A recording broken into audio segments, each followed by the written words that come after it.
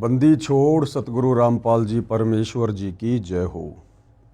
परम पिता परमात्मा सारी सृष्टि के रचनहार, कुल मालिक, असंख्य ब्रह्मांडों के स्वामी, जगत गुरु, तीनों लोकों में प्रवेश करके सबका धारण पोषण करने वाले, राजाधिराज, आत्माधार, नाथों के नाथ, देवों के देव महादेव, सर्वेश्वर महेश्वर, मृत्युंजय, अजरो अमर, आदि अनादि सनातनी प्रभु, जगत पिता जगदीश्वर, श्री श्री 1008 की उपाधि के वास्तविक अधिकारी, अकाल मूर्त सौद स्वरूपी राम वासुदेव सर्वगतम ब्रह्म, परम पूज्य, प्रथम पूज्य, परम संत, परम पुरुष, परम धनी, परम दयालु, सत्य कबीर, हक्का कबीर, अल्लाहु कबीर, अल्लाहु अकबर, बाखबर, अल्लाह ताला, जगत के तारणहार, जगत के मुक्तिदाता, जगत के जगन्नाथ, हारे के सहारे, हिंदुओं के राम, मुसलमानों के अल्लाह, सिखों के वाहिगुरु, ईसाइयों के मसीह, दया के सागर दयानिधि, करुणा के सागर करुणानिधि,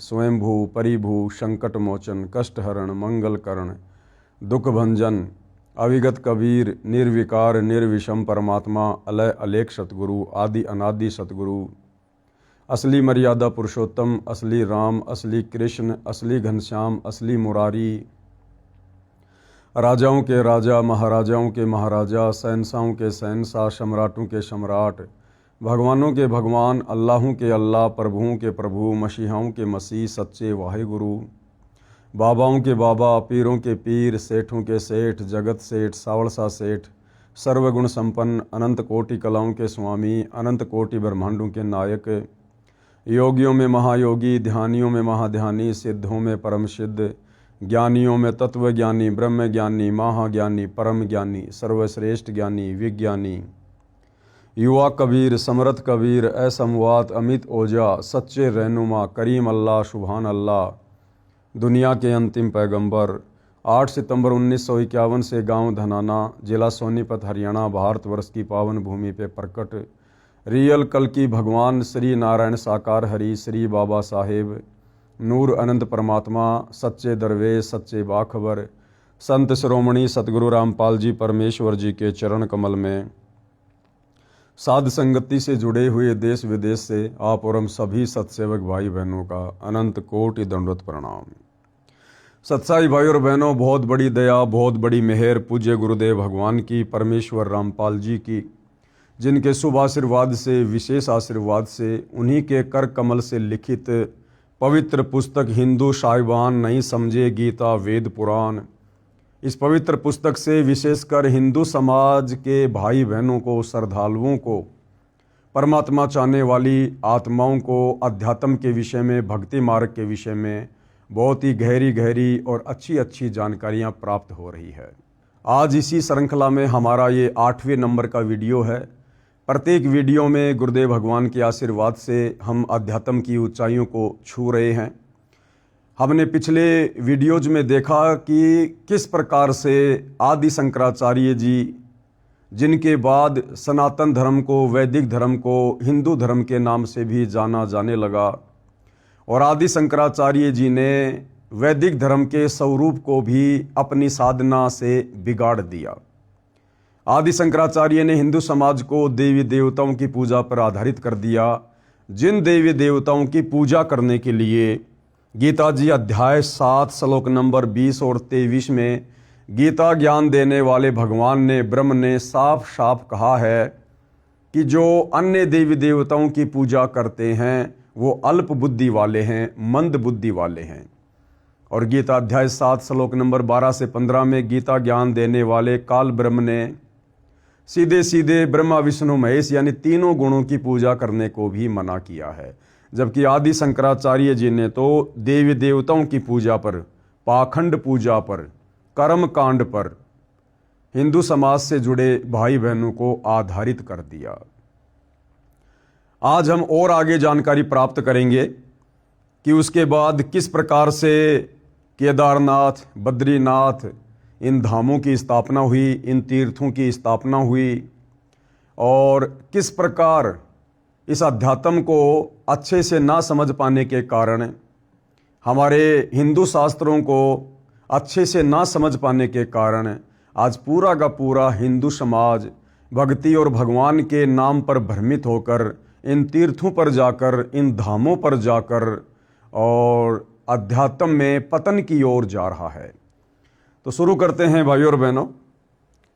अद्भुत प्रसंग, एक घटना का जिक्र गुरुदेव भगवान यहाँ पर लिख रहे हैं।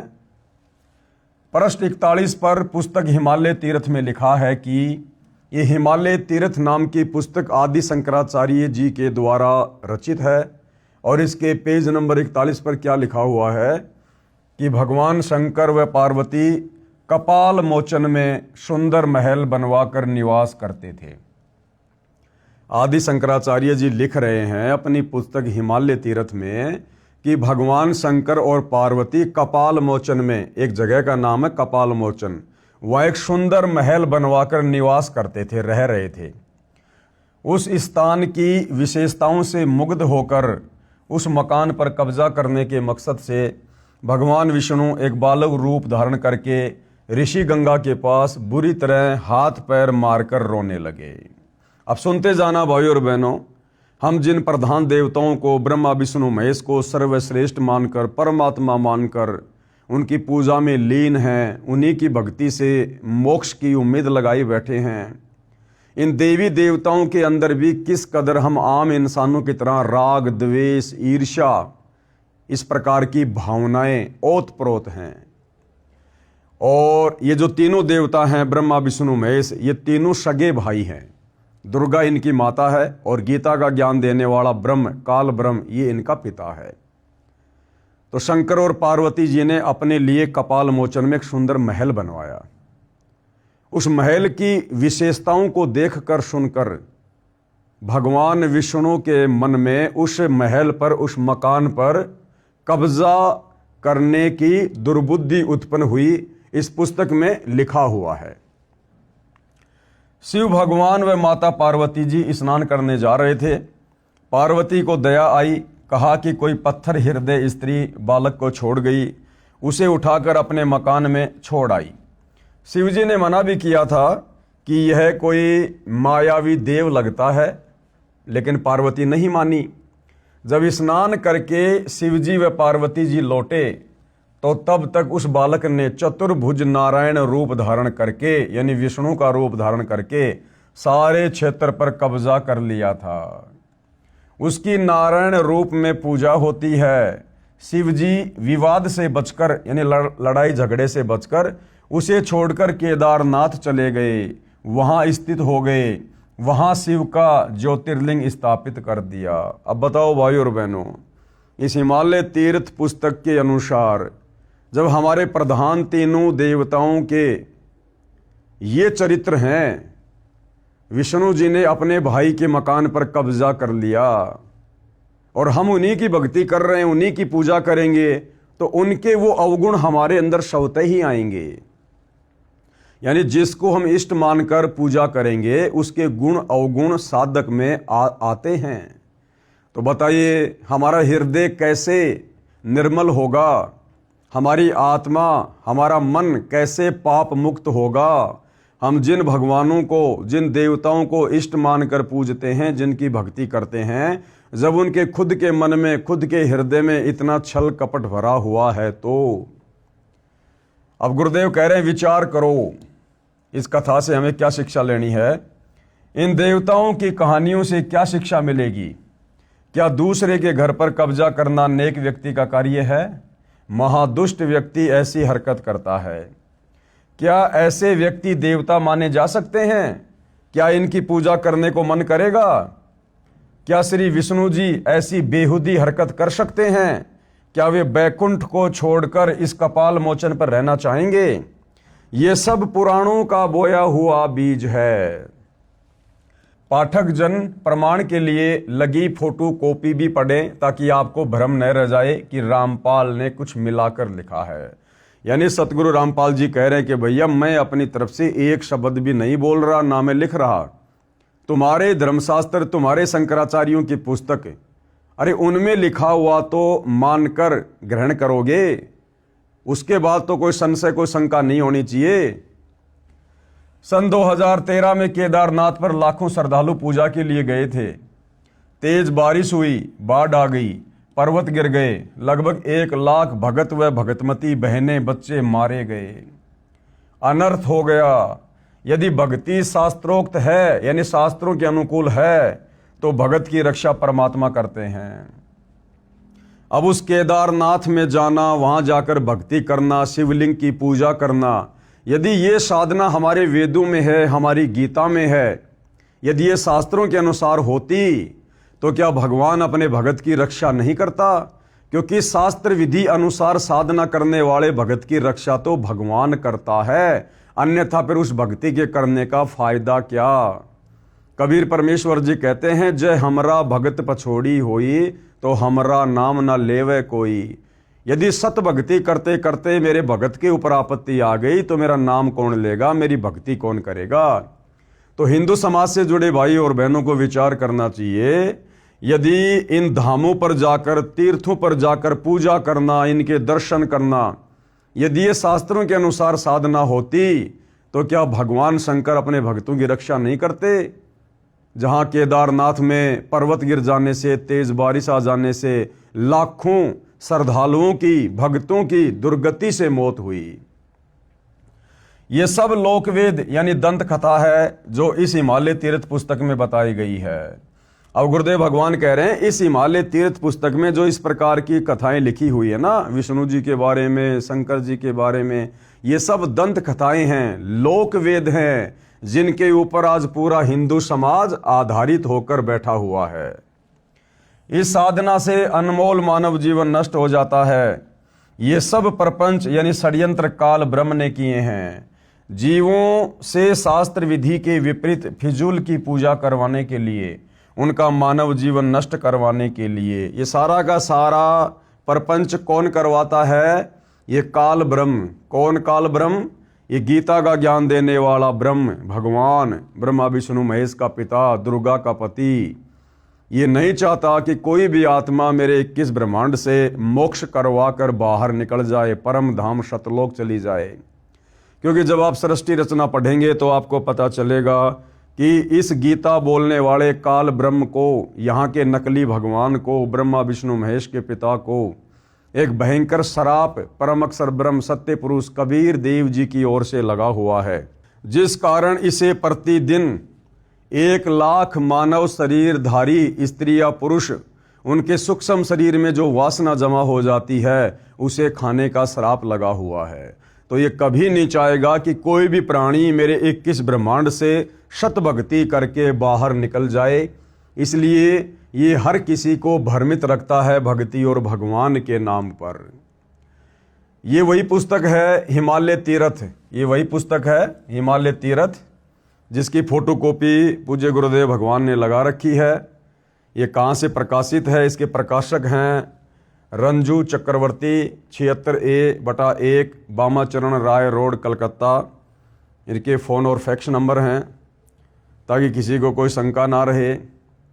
ये फोटोकॉपी पुस्तक हिमालय तीर्थ के पेज नंबर 17 से 21 तथा 41 और 42 की है। उत्तराखंड के पंच केदार श्री केदारनाथ, भारत के उत्तर नागाधिराज की सुरम्य उपत्यका में स्थित केदार क्षेत्र प्राचीन काल से ही मानव मात्र के लिए पावन मोक्षदायक रहा है।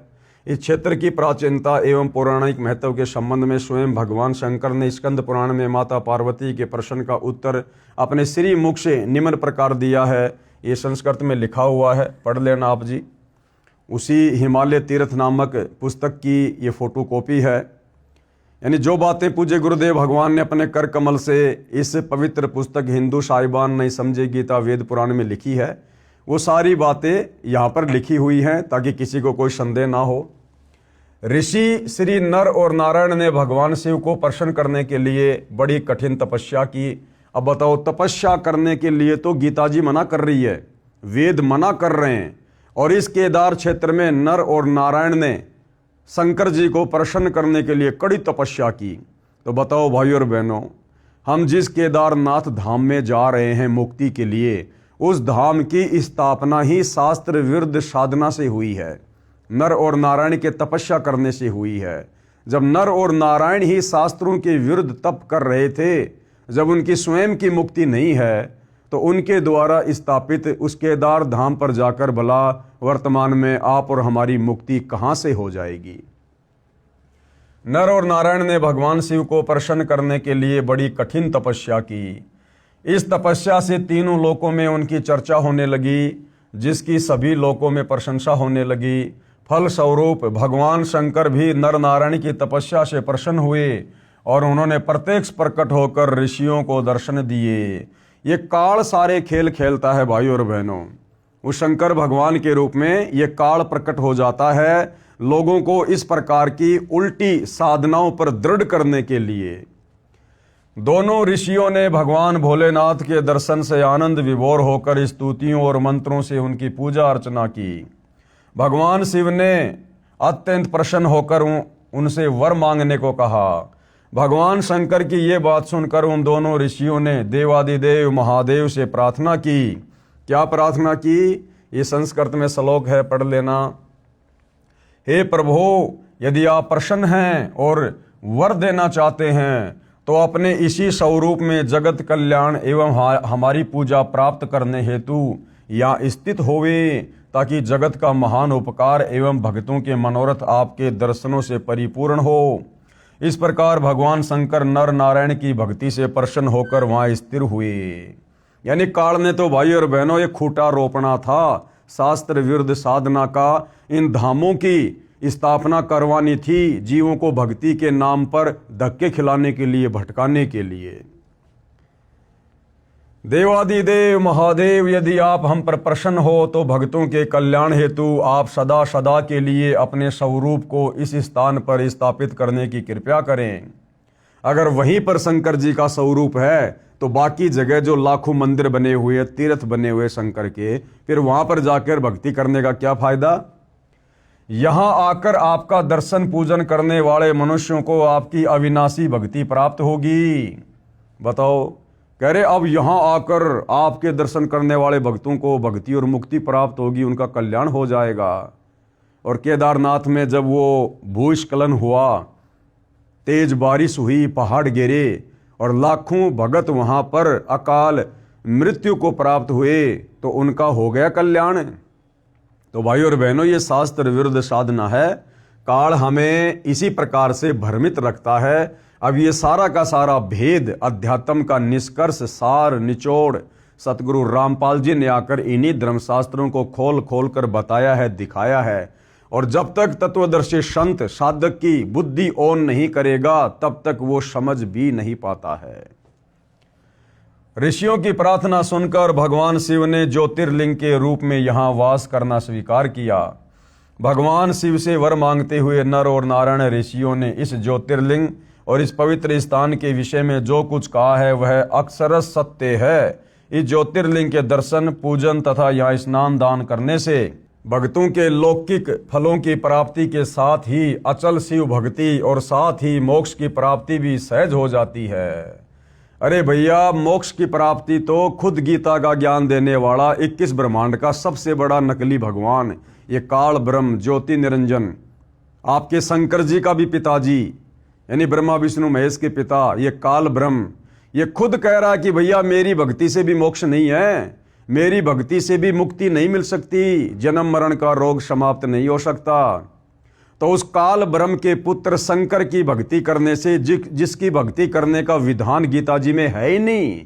गीता अध्याय 7 श्लोक नंबर 12 से 15 में तीनों गुणों, रजगुण ब्रह्मा, सतगुण विष्णु, तम गुण शिव की भक्ति करने के लिए खुद गीता का ज्ञान देने वाला भगवान मना कर रहा है। तो भला शंकर जी की भक्ति करने से, इस धाम पर जाने से, ज्योतिर्लिंग की पूजा करने से, दर्शन करने से भला कैसे मुक्ति हो जाएगी, जब स्वयं शंकर जी जन्म और मरण में हैं, स्वयं शंकर जी की मुक्ति नहीं है। तो शंकर जी की भक्ति करने से इस जीव आत्मा का सदा सदा के लिए मोक्ष कैसे हो जाएगा। हिमालय में केदार नामक पर्वत शिखर पर प्रतिष्ठित होने के कारण इस ज्योतिर्लिंग को श्री केदारेश्वर ज्योतिर्लिंग के नाम से भी जाना जाता है। केदार शब्द का शाब्दिक अर्थ ऐसे स्थान से होता है जहां दलदल एवं अति मात्रा में पानी हो। केदार क्षेत्र में यही स्थिति है क्योंकि भगवान शंकर जल धारा प्रिय हैं। नर और नारायण ऋषियों के पश्चात अन्य ऋषि मुनियों व भक्तों द्वारा ये ज्योतिर्लिंग पूजित रहा है। तत्पश्चात महाभारत काल में पांडवों द्वारा गोत्र हत्या अर्थात महाभारत युद्ध में अपने भाई बंधुओं आदि की हत्या के पाप से मुक्ति हेतु यहाँ पर देवादिदेव महादेव की आराधना की गई। इस प्रसंग में पुराणों में एक कथा आती है। भगवान वेद व्यास जी की आज्ञा से पांडव केदार क्षेत्र में आए। भगवान महिष यानी भैंस का रूप धारण कर, कौन, ये काल ब्रह्म, इसने भैंस का रूप धारण किया और केदार अंचल में विचरण करने लगे।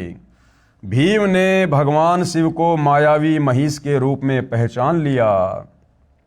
वह ऐसा जानकर भगवान शिव महिष रूप में पृथ्वी में समा ही रहे थे कि महाबली भीम ने दौड़कर उनका पिछला भाग पकड़ लिया। बताओ, अब वो भीम ज्यादा बलवान हुआ या वो भगवान ज्यादा बलवान हुआ जो भैंस बना हुआ था, जो भीम ने जाके उसके पीछे को हिस्से को पकड़ लिया हैं और फिर वहीं भगवान को विराजमान कर दिया। तो भगवान ज्यादा पावरफुल हुआ या वो भीम ज्यादा पावरफुल हुआ? तो इस काल ने तो भाइयों और बहनों इस प्रकार की घटनाओं को जन्म देकर जगह जगह इन तीर्थों की धामों की स्थापना करवा के शास्त्र विरुद्ध साधना को बढ़ावा देना होता है।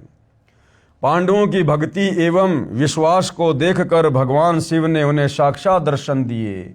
वह गोत्र हत्या गुरु हत्या के फलस्वरूप प्रायश्चित के रूप में भीम द्वारा पकड़े गए पृष्ठभाग की पूजा अर्चना का आदेश देकर वही अंतर्ध्यान हो गए।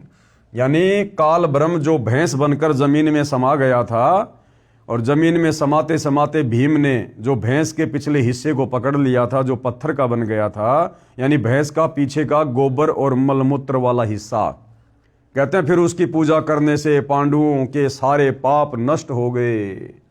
पृष्ठभाग ने शिला का रूप धारण किया, यानी भैंस के पिछले हिस्से ने शिला यानी पत्थर का रूप धारण किया जो पांडवों द्वारा पूजित हुआ और पांडवों ने फिर उसकी पूजा करी। वह तब से आज तक पूजित है। महिष यानी भैंस का आगे का भाग नेपाल में जाकर प्रकट हुआ जो पशुपतिनाथ के नाम से विख्यात हुआ। महिष यानी भैंस के अन्य 4 भाग क्रमशः तुंगनाथ में बाहु, रुद्रनाथ में मुख, महेश्वरम में नाभि, कल्पेश्वरम में जटा, इस प्रकार केदारनाथ को छोड़कर महिष यानी भैंस रूपी भगवान शंकर के अन्य 4 भाग केदार क्षेत्र में प्रतिष्ठित हुए। केदारनाथ सहित ये स्थान पंच केदार के नाम से विख्यात है। यानी इस प्रकार से काल ने शास्त्र विरुद्ध साधना करवाने के लिए इन धामों की स्थापना करवाई, जहां जाकर भक्ति करके आज पूरा हिंदू समाज मुक्ति की उम्मीद में बैठा हुआ है। भाई मुक्ति नहीं, दुर्गति प्राप्त होगी, दुर्गति। तो भाइयों और बहनों, ये इस पुस्तक के अंदर सब कुछ लिखा हुआ है। आप और हमें किसी प्रकार की कोई शंका ना रहे, इसलिए सतगुरु रामपाल जी ने इस पुस्तक का हवाला दिया है और इसके कुछ पृष्ठ हैं जो यहाँ पर उन्होंने ऐड किए हैं, लिखे हुए हैं। इसी प्रकार ये आदि केदारेश्वर मंदिर, ये आदि केदारेश्वर मंदिर, इसका निर्माण कैसे हुआ?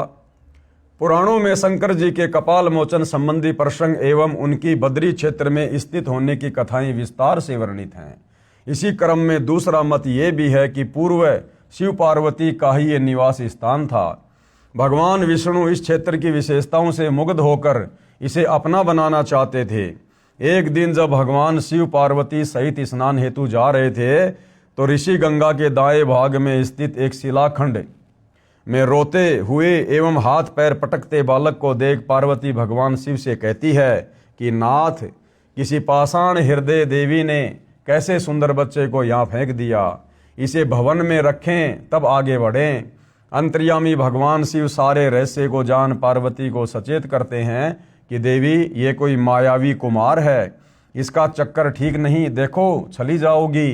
परंतु ममतामयी माता पार्वती बच्चे को उठाकर भवन में रखती है। अरे ममतामयी नहीं, पार्वती को बच्चे पर ममता नहीं आई। शंकर जी ने जब पार्वती को मना कर दिया, पार्वती कौन है? शंकर जी की अर्धांगिनी, उसकी पत्नी।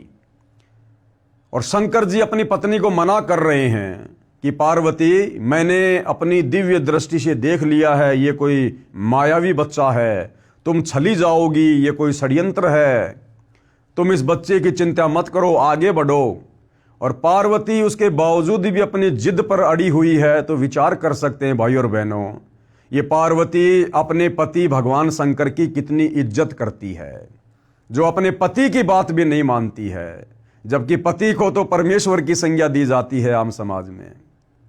तो बताइए, जिस शंकर भगवान की इज्जत उसकी पत्नी की नजरों में 2 कौड़ी की नहीं है, बताओ आप और हम उनकी भक्ति करके संसार से मुक्त होना चाहते हैं। जब स्नान कर लौटी तो बालक ने चतुर्भुज नारायण के रूप में प्रकट होकर पूरे क्षेत्र पर अपना अधिकार कर लिया। भगवान शिव विवाद से बचकर इस क्षेत्र को त्याग देते हैं और केदार क्षेत्र में स्थित हो जाते हैं। भगवान शिव ने अपने श्री मुख से मां पार्वती को बताया है कि देवी, अब ये कथा कौन लिख रहे हैं? श्री आदि शंकराचार्य जी, हिमालय तीर्थ नामक पुस्तक में। कहते हैं शंकर और पार्वती जी ने ऐसे ऐसे कपाल मोचन में एक बहुत ही अच्छा महल बनवाया। उस मकान की विशेषताओं को देखकर श्री विष्णु जी के मन में दोष उत्पन्न हो गया कि ऐसा सुंदर मकान तो मेरे कब्जे में होना चाहिए। और श्री विष्णु जी ने षड्यंत्र रचा। जब पार्वती और शंकर जी जा रहे थे तो एक बच्चे का रूप बनाकर रोने लगा, हाथ पैर मारने लगा। पार्वती जी को दया आ गई कि इस बच्चे को हम अपने महल में छोड़ेंगे, फिर आगे बढ़ेंगे। अब विचार करो भाई और बहनों, एक तरफ तो आदि शंकराचार्य जी हिंदू समाज को पंचदेवों की पूजा का विधान बता रहे हैं कि श्री ब्रह्मा, श्री विष्णु, श्री शंकर जी, श्री वेद व्यास जी, इनकी पूजा करनी चाहिए, इनकी पूजा से मुक्ति होगी। और दूसरी तरफ इसी पुस्तक हिमालय तीर्थ में श्री आदि शंकराचार्य जी विष्णु जी के चरित्र के विषय में भी लिख रहे हैं कि विष्णु जी के मन में दोष आ गया, विष्णु जी ने उस मकान के ऊपर कब्जा करने की सोच ली। अब बताओ भाई और बहनों, अपने भाई के मकान पर कब्जा करने वाला, किसी दूसरे की संपत्ति पर कब्जा करने वाला एक सभ्य इंसान भी नहीं हो सकता, देवता तो बहुत दूर की बात है। और फिर आदि शंकराचार्य जी हमें उसी विष्णु की पूजा करने की सलाह दे रहे हैं। तो भाई और बहनों, सब कुछ गोलमाल है, सब कुछ गोलमाल। बिना तत्व ज्ञान के, बिना तत्वदर्शी संत की भक्ति के हम अध्यात्म के विषय में एक कदम भी सही प्रकार से आगे नहीं बढ़ सकते हैं। हिमालय तीर्थ पेज नंबर 42, ये संस्कृत भाषा में लिखा हुआ है। स्कंद पुराण, अर्थात आज भी बद्रिकाश्रम में आदि केदार के रूप में मेरा लिंग प्रतिष्ठित है। कौन कह रहे हैं? शंकर जी। जिसका दर्शन एवं स्पर्श यदि प्राणी भक्ति पूर्वक करता है तो करोड़ों जन्मों के पाप भस्म हो जाते हैं। अब बताओ भाई और बहनों, किसी के लिंग के दर्शन करने से कैसे करोड़ों पाप कट जाएंगे? ये लिंग पूजा, शिवलिंग पूजा, ये भाई और बहनों शास्त्रों के विरुद्ध है। अरे पूजा तो परमात्मा की करनी चाहिए, भगवान की करनी चाहिए, परम अक्षर ब्रह्म की करनी चाहिए, सुखदाई परमात्मा की करनी चाहिए। और इस काल ब्रह्म ने हमारे से पूजा करवा दी लिंग की, ज्योतिर्लिंग की। तो भाई और बहनों, अब आप और हमने आंखें खोलनी पड़ेंगी। हमने अपने मनुष्य जन्म को सफल करना है। स्वयं परमात्मा, परम अक्षर ब्रह्म, तत्वदर्शी संत के रूप में धरती पर प्रकट हो चुके हैं। तब जाकर ये सदियों पुराने रहस्य जो आप और हमारे लिए पहेलियां बनी हुई थी, इन धर्मशास्त्रों को सतगुरु रामपाल जी ने आम समाज के सामने पहली कक्षा का कायदा बना के छोड़ दिया, जो हमारे ऋषि मुनियों के लिए पहाड़ से कम नहीं थे। तो अब तो हमने आंखें खोलनी चाहिए, अपनी आंखों से सारी सच्चाई देखकर। तीर्थ परंपरा में भी पूर्व केदार नाथ जी के दर्शन आवश्यक बताए गए हैं। जो कार्य तीर्थ यात्री पूर्व केदारनाथ न जा पाए हों, वे भी आदि केदारेश्वर दर्शन के उपरांत पूर्ण तीर्थ फल के अधिकारी होते हैं। शंकराचार्य यानी आदि शंकराचार्य जी के विषय में क्या कुछ लिखा हुआ है? आदि केदारेश्वर के समक्ष शंकराचार्य जी की दिव्य संगमरमर की मूर्ति है। शिव रहस्य के अनुसार अर्थात कलयुग के 3000 वर्ष व्यतीत होने पर बौद्ध मीमांसकों के मत पर विजय प्राप्ति के लिए शंकर यति के रूप में आविर्भूत हुए, यानी जन्म हुआ। शंकराचार्य जी के दर्शनों के उपरांत भगवान बद्रीश्वर के मंदिर में प्रवेश की परंपरा है। बताओ, पहले तो शंकराचार्य के दर्शन करो, यानी एक जीव के दर्शन करो, और उसके बाद फिर भगवान के दर्शन करने जाओ। तो बताओ भाई, भगवान बड़ा हुआ या फिर वो शंकराचार्य बड़ा हुआ? तो टोटल उल्टी साधना। इसी पुस्तक के पेज नंबर 78-85 तक जो फोटोकॉपी लगी है, इनमें कहा है कि नर तथा नारायण ऋषियों ने कठिन तप यानी घोर तप किया। अभी आपने हिमालय तीर्थ नामक पुस्तक में नर और नारायण की कथा सुनी है। अब उसका निष्कर्ष सतगुरु रामपाल जी बताने जा रहे हैं कि नर और नारायण ने जो घोर तपस्या की, क्या हमारे शास्त्रों में, गीता जी में और चारों वेदों में क्या कहीं इस प्रकार से घोर तप करने का कहीं कोई प्रावधान है? यदि नहीं है तो नर और नारायण जब स्वयं ही शास्त्रों के विरुद्ध साधना किया करते थे, तो उनके द्वारा स्थापित उन धामों पर जाकर भक्ति करने से, दर्शन करने से भला हमारी आत्मा का कल्याण कैसे होगा? इसी पुस्तक के पेज नंबर 78-85 तक जो फोटोकॉपी लगी है, इनमें कहा है कि नर तथा नारायण ऋषियों ने कठिन तप यानी घोर तप किया। घोर तप करने के विषय में गीता क्या कहती है? पढ़ें निम्न प्रसंग। विश्व में जितने धर्म यानी पंथ प्रचलित हैं, उनमें सनातन धर्म यानी सनातन पंथ, जिसे आदि शंकराचार्य के बाद उनके द्वारा बताई साधना करने वालों के जन समूह को हिंदू कहा जाने लगा तथा सनातन पंथ को हिंदू धर्म के नाम से जाना जाने लगा। ये हिंदू धर्म सबसे पुरातन है। हिंदू धर्म की रीढ़ पवित्र चारों वेद, ऋग्वेद, यजुर्वेद, सामवेद तथा अथर्ववेद तथा पवित्र श्रीमद् भगवद गीता है।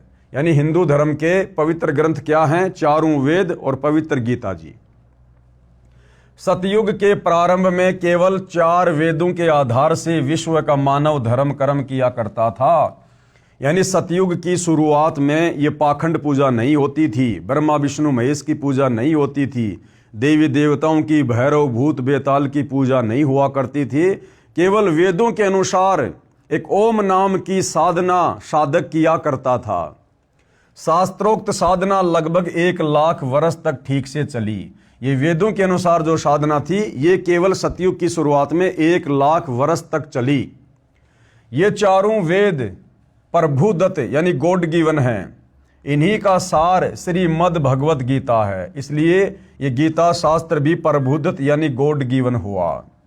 अब गीता जी में घोर तप के विषय में क्या मार्गदर्शन है, क्या दिशा निर्देश है, जो घोर तप नर और नारायण ने किया? ध्यान देने योग्य ये है कि जो ज्ञान स्वयं परमात्मा ने बताया है, वह ज्ञान पूर्ण सत्य होता है। इसलिए ये दोनों शास्त्र निसंदेह विश्वसनीय हैं। प्रत्येक मानव को इनके अंदर बताई साधना करनी चाहिए। वह साधना शास्त्र विधि अनुसार कही जाती है। यानी चारों वेदों और गीता जी के अनुसार जो साधना की जाती है, उसे शास्त्र विधि अनुसार साधना कहा जाता है। इन शास्त्रों में जो साधना नहीं करने को कहा है, उसे जो करता है तो वह शास्त्र विधि त्याग कर मनमाना आचरण कर रहा है। जैसा कि नर और नारायण ने घोर तप करके शास्त्र विरुद्ध साधना की, जिसके विषय में गीता अध्याय 16 श्लोक 23 और 24 में इस प्रकार कहा है।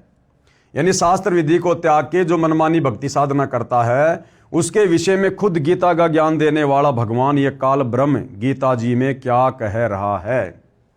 श्लोक नंबर 23, जो पुरुष यानी जो भगत, जो व्यक्ति, जो साधक यानी साधक शास्त्र विधि को त्याग कर, यानी वेद और गीता जी वाली भक्ति विधि को त्याग कर अपनी इच्छा से मनमाना आचरण करता है, वह न सिद्धि को प्राप्त होता है, न परम गति यानी पूर्ण मोक्ष को, और न सुख को ही प्राप्त होता है।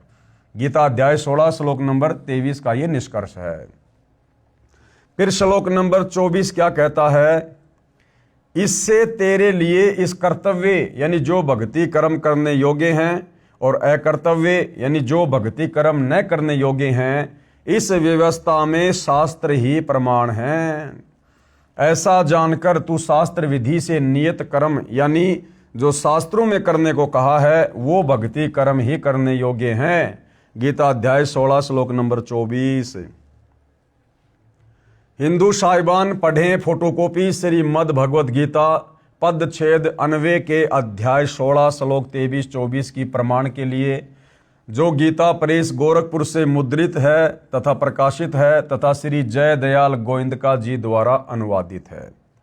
यानी शास्त्र विधि को त्याग कर वेद और गीता जी के विरुद्ध जो साधना की जाती है उसके विषय में गीता जी क्या कह रही है। गीता अध्याय 16 श्लोक 23 की फोटोकॉपी है। ये संस्कृत में श्लोक है आप जी की आंखों के सामने, इधर हिंदी में अनुवाद है।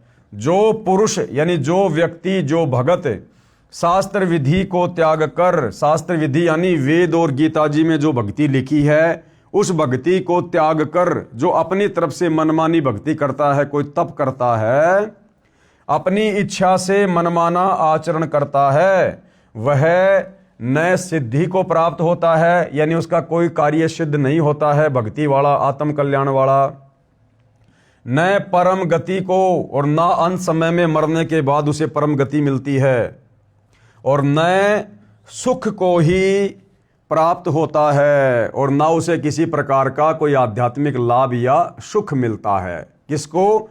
जो व्यक्ति शास्त्रों के विरुद्ध मनमाने तरीके से भक्ति करता है, मनमाने मंत्रों का जाप करता है। और भाइयों और बहनों, चारों वेदों में और गीता जी में केवल एक ओम मंत्र के जाप करने का विधान है, और ये ओम मंत्र इस काल ब्रह्म का है, ब्रह्म साधना का। इसके अलावा कोई भी व्यक्ति जो भी मंत्र जाप करता है वो इस काल की प्राप्ति नहीं कर सकता, इसके ब्रह्मलोक को प्राप्त नहीं कर सकता, और सीधा नरक में और 84 लाख योनियों में ही जाता है। फिर गीता अध्याय 16 श्लोक 24 हमें क्या कह रहा है कि भाई फिर हमें क्या करना चाहिए, फिर हमें किस चीज को आधार बनाना चाहिए कि कौन सी भक्ति सही है और कौन सी भक्ति गलत है। तो गीता अध्याय 16 श्लोक 24 क्या कहता है? तस्मात् शास्त्रम प्रमाणम, यानी अर्जुन इसके लिए शास्त्र ही प्रमाण है। और शास्त्र क्या है? चारों वेद और गीता जी। इससे तेरे लिए इस कर्तव्य यानी कौन सी भक्ति करनी चाहिए और अकर्तव्य यानी कौन सी भक्ति साधना नहीं करनी चाहिए, इस व्यवस्था में शास्त्र ही प्रमाण है। यानी ये गीता और चारों वेद ही प्रमाण है कि हमने भक्ति साधना कौन सी करनी चाहिए और किस प्रकार से करनी चाहिए। और गीता ज्ञान देने वाले काल ब्रह्म ने गीता अध्याय 4 श्लोक नंबर 34 में अर्जुन से बिल्कुल क्लियर कर दिया है कि भाई अर्जुन, अगर तुझे पूर्ण मुक्ति चाहिए, उसने क्लियर कर दिया भैया मेरी भक्ति करने से, ओम नाम का जाप करने से, ब्रह्मलोक में जाने से भी पूर्ण मुक्ति नहीं है। जन्म मरण से तेरा पीछा नहीं छूटेगा, नरक में जाना ही पड़ेगा, 84 लाख योनियों में जाना ही पड़ेगा। अगर अर्जुन तुझे पूर्ण मोक्ष चाहिए, पूर्ण मुक्ति चाहिए, उस परम अक्षर ब्रह्म के सत्य पुरुष कबीर देव के सतलोक में जाना है, सचखंड में जाना है, जहां जाने के बाद ये साधक फिर वापस लौटकर इस मेरे 21 ब्रह्मांड में इस जन्म और मरण के चक्कर में नहीं आता, गधा कुत्ता सुअर नहीं बनता। तो भाई तुझे किसी तत्वदर्शी संत की खोज करनी पड़ेगी। वो तत्वदर्शी संत तुझे बताएगा कि वास्तव में परम अक्षर ब्रह्म की पूर्ण भक्ति क्या है, ये सदा सदा के लिए जन्म और मरण का झंझट कैसे समाप्त होगा। तो गीता ज्ञान देने वाले ब्रह्म ने, भगवान ने भी गीता अध्याय 4 श्लोक 34 में क्लियर कर दिया कि अर्जुन, वो पूर्ण मुक्ति वाली भक्ति, वो तत्व ज्ञान भाई मेरे पास में भी नहीं है। अगर होता तो बता देता, किसी तत्वदर्शी संत की शरण में जाने की सलाह क्यों देता।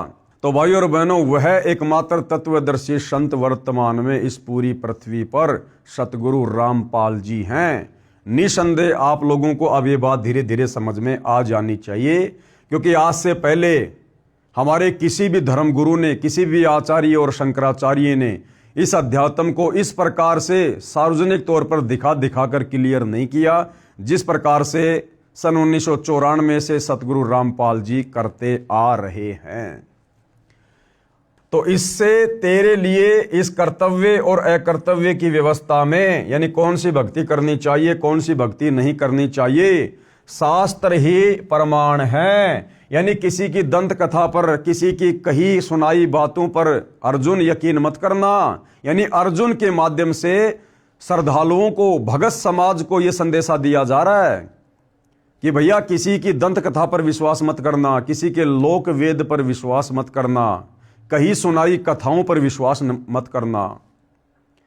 शास्त्रों में क्या प्रमाण है, गीता जी और चारों वेद भक्ति करने के विषय में क्या दिशा निर्देश दे रहे हैं, उस अनुसार भक्ति साधना करेगा तो तेरी मुक्ति का मार्ग प्रशस्त होगा। अन्यथा भैया जन्म मरण के चक्कर में, लक 84 के चक्कर में पड़ा ही रहेगा। ऐसा जानकर तू शास्त्र विधि से नियत कर्म ही करने योग्य हैं, यानी शास्त्र विधि के अनुसार जो धर्म कर्म करने चाहिए वही करने चाहिए, उन्हीं से भैया मुक्ति का रास्ता साफ होगा। अब देवताओं की पूजा का लाभ, यानी श्री आदि शंकराचार्य जी ने जिस प्रकार से हिंदू समाज को देवी देवताओं की पूजा पर, भक्ति पर, पाखंड पूजा पर, कर्म कांड पर आधारित कर दिया था, अब इन देवी देवताओं की पूजा के विषय में, इन देवी देवताओं की पूजा से मिलने वाले लाभ या हानि के विषय में हमारे पवित्र सदग्रंथ क्या कह रहे हैं, गीता जी क्या कह रही है। पढ़ते हैं पवित्र श्रीमद् भगवत गीता से अध्याय 17 श्लोक 1 और 6। श्लोक 1 में क्या कहा गया है।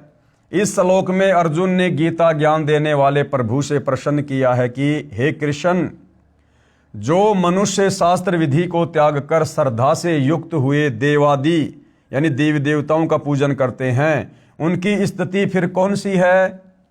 यानी जो व्यक्ति बड़ी श्रद्धा से, बड़ी लगन से, अध्यात्म ज्ञान के अभाव में जो इन देवी देवताओं की पूजा करते हैं, तो उसकी क्या स्थिति है, उससे क्या लाभ मिलता है। सात्विक हैं अथवा राजसी या तामसी, यानी वो साधक वो किस स्वभाव के होते हैं जो देवी देवताओं की पूजा करते हैं, उनका स्वभाव कैसा होता है, उनका आचरण कैसा होता है। वे सात्विक प्रवृत्ति के होते हैं या राजसी प्रवृत्ति के या फिर तामसी प्रवृत्ति के। गीता अध्याय 7 श्लोक 1 में अर्जुन ने सवाल किया। अब इसका उत्तर श्लोक 2 और 6 तक दिया गया है। गीता ज्ञानदाता प्रभु का उत्तर संक्षिप्त में इस प्रकार है। मनुष्यों की श्रद्धा उनके पूर्व जन्म के संस्कार अनुसार सात्विक, राजसी तथा तामसी होती है। यानी किस मनुष्य ने, किस भगत ने पूर्व जन्म में किस प्रकार की भक्ति साधना की है, उसी प्रकार से अगले मनुष्य जन्म में जब भी उसको प्राप्त होता है लक 84 भोगने के बाद, तो पिछले जन्म की भक्ति के आधार से उसके अगले जन्म की साधना का मार्ग निकल कर सामने आता है कि वो व्यक्ति किस प्रवृत्ति का है, राजसी प्रवृत्ति का है, तामसी प्रवृत्ति का है या फिर सात्विक प्रवृत्ति का है। गीता अध्याय 17 श्लोक 2 का निष्कर्ष है। हे भारत यानी हे अर्जुन, सभी मनुष्यों की श्रद्धा उनके अंतःकरण के अनुरूप होती है। जिनकी जैसी श्रद्धा होती है वह स्वयं भी वही है, यानी वैसे ही स्वभाव का है। गीता अध्याय 17 श्लोक 3 का सारांश है। शास्त्र विरुद्ध साधना करने वाले सात्विक पुरुष देवों को पूजते हैं। यानी जो सात्विक स्वभाव के भगत होते हैं, व्यक्ति होते हैं, वो देवताओं का पूजन करते हैं। राजस पुरुष यक्ष और राक्षसों को तथा अन्य जो तामस मनुष्य हैं, जो क्रोधी हैं, वे प्रेत और भूत गणों को पूजते हैं। ये गीता अध्याय 17 श्लोक नंबर 4 का निष्कर्ष है। हे अर्जुन, जो मनुष्य शास्त्र विधि से रहित केवल मनमाना, मन कल्पित घोर तप को तपते हैं तथा दंभ और अहंकार से युक्त कामना, आसक्ति और बल के अभिमान से भी युक्त हैं। गीता अध्याय 17 श्लोक 5। यानी इस प्रकार के जो ये साधक होते हैं, इनके अंदर कमियां ही कमियां होती हैं।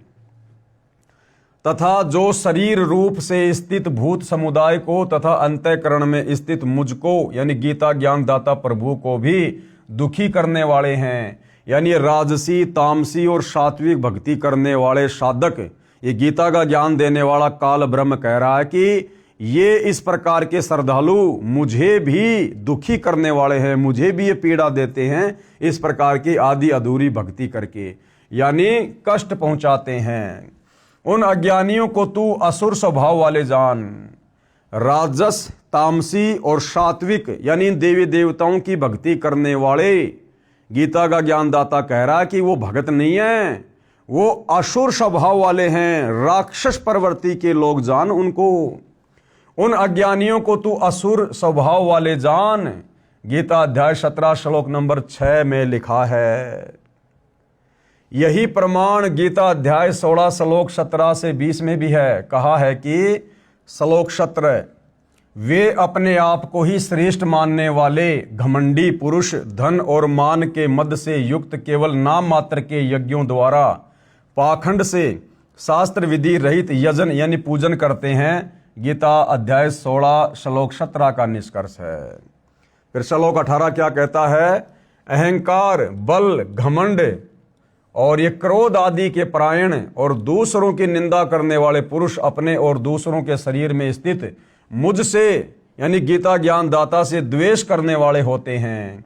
यानी देवी देवताओं की पूजा करने वाले को ये गीता ज्ञान दाता कह रहा है कि वो तो मेरे से भी द्वेष करने वाले हैं, वो तो मेरी साधना पूजा भी नहीं करते। गीता अध्याय 16 श्लोक 18। श्लोक 19 क्या कहता है? उन द्वेष करने वाले पापाचारी और क्रूर कर्मी नराधमों को मतलब नीच मनुष्यों को, देखो भाई और बहनों, देवी देवताओं की पूजा करने वाले को नीच मनुष्यों की संज्ञा दे रही है गीता जी, नीच मनुष्यों की। उन द्वेष करने वाले पापाचारी और क्रूर कर्मी नराधमों को यानी नीच मनुष्यों को मैं संसार में बार बार आसुरी योनियों में ही डालता हूं। कौन कह रहा है? गीता का ज्ञान देने वाला ब्रह्म। हिंदू समाज से जुड़े भाई और बहनों, तुम्हारा भगवान, गीता का ज्ञान देने वाला भगवान, चाहे तुम श्री कृष्ण समझो, चाहे विष्णु समझो, चाहे काल ब्रह्म समझो, ये कह रहा है कि इस प्रकार से राजस, तामसी और सात्विक प्रवृत्ति के जो भगत हैं, जो साधक हैं, जो देवी देवताओं की पूजा करते हैं, शास्त्रों के विरुद्ध साधना करते हैं, ये गीता ज्ञान देने वाला भगवान कह रहा कि वो मुझे दुखी करने वाले हैं और मैं बार बार उनको आसुरी योनियों में डालता हूं। यानी कभी नरक में, कभी लक 84 में, मैं संसार में बार बार आसुरी योनियों में ही डालता हूं। गीता अध्याय 16 श्लोक 19। यानी देवी देवताओं की पूजा करने वाले का कतई मोक्ष नहीं है। थोड़ा बहुत लाभ जो इस ब्रह्म की भक्ति से मिलता है, वो लाभ भी देवी देवताओं की भक्ति से नहीं है। हम केवल अपना अनमोल समय और समय से ही बर्बाद करते हैं। फिर श्लोक 20 क्या कहता है? हे अर्जुन, वे मूढ़ यानी मूर्ख, कौन?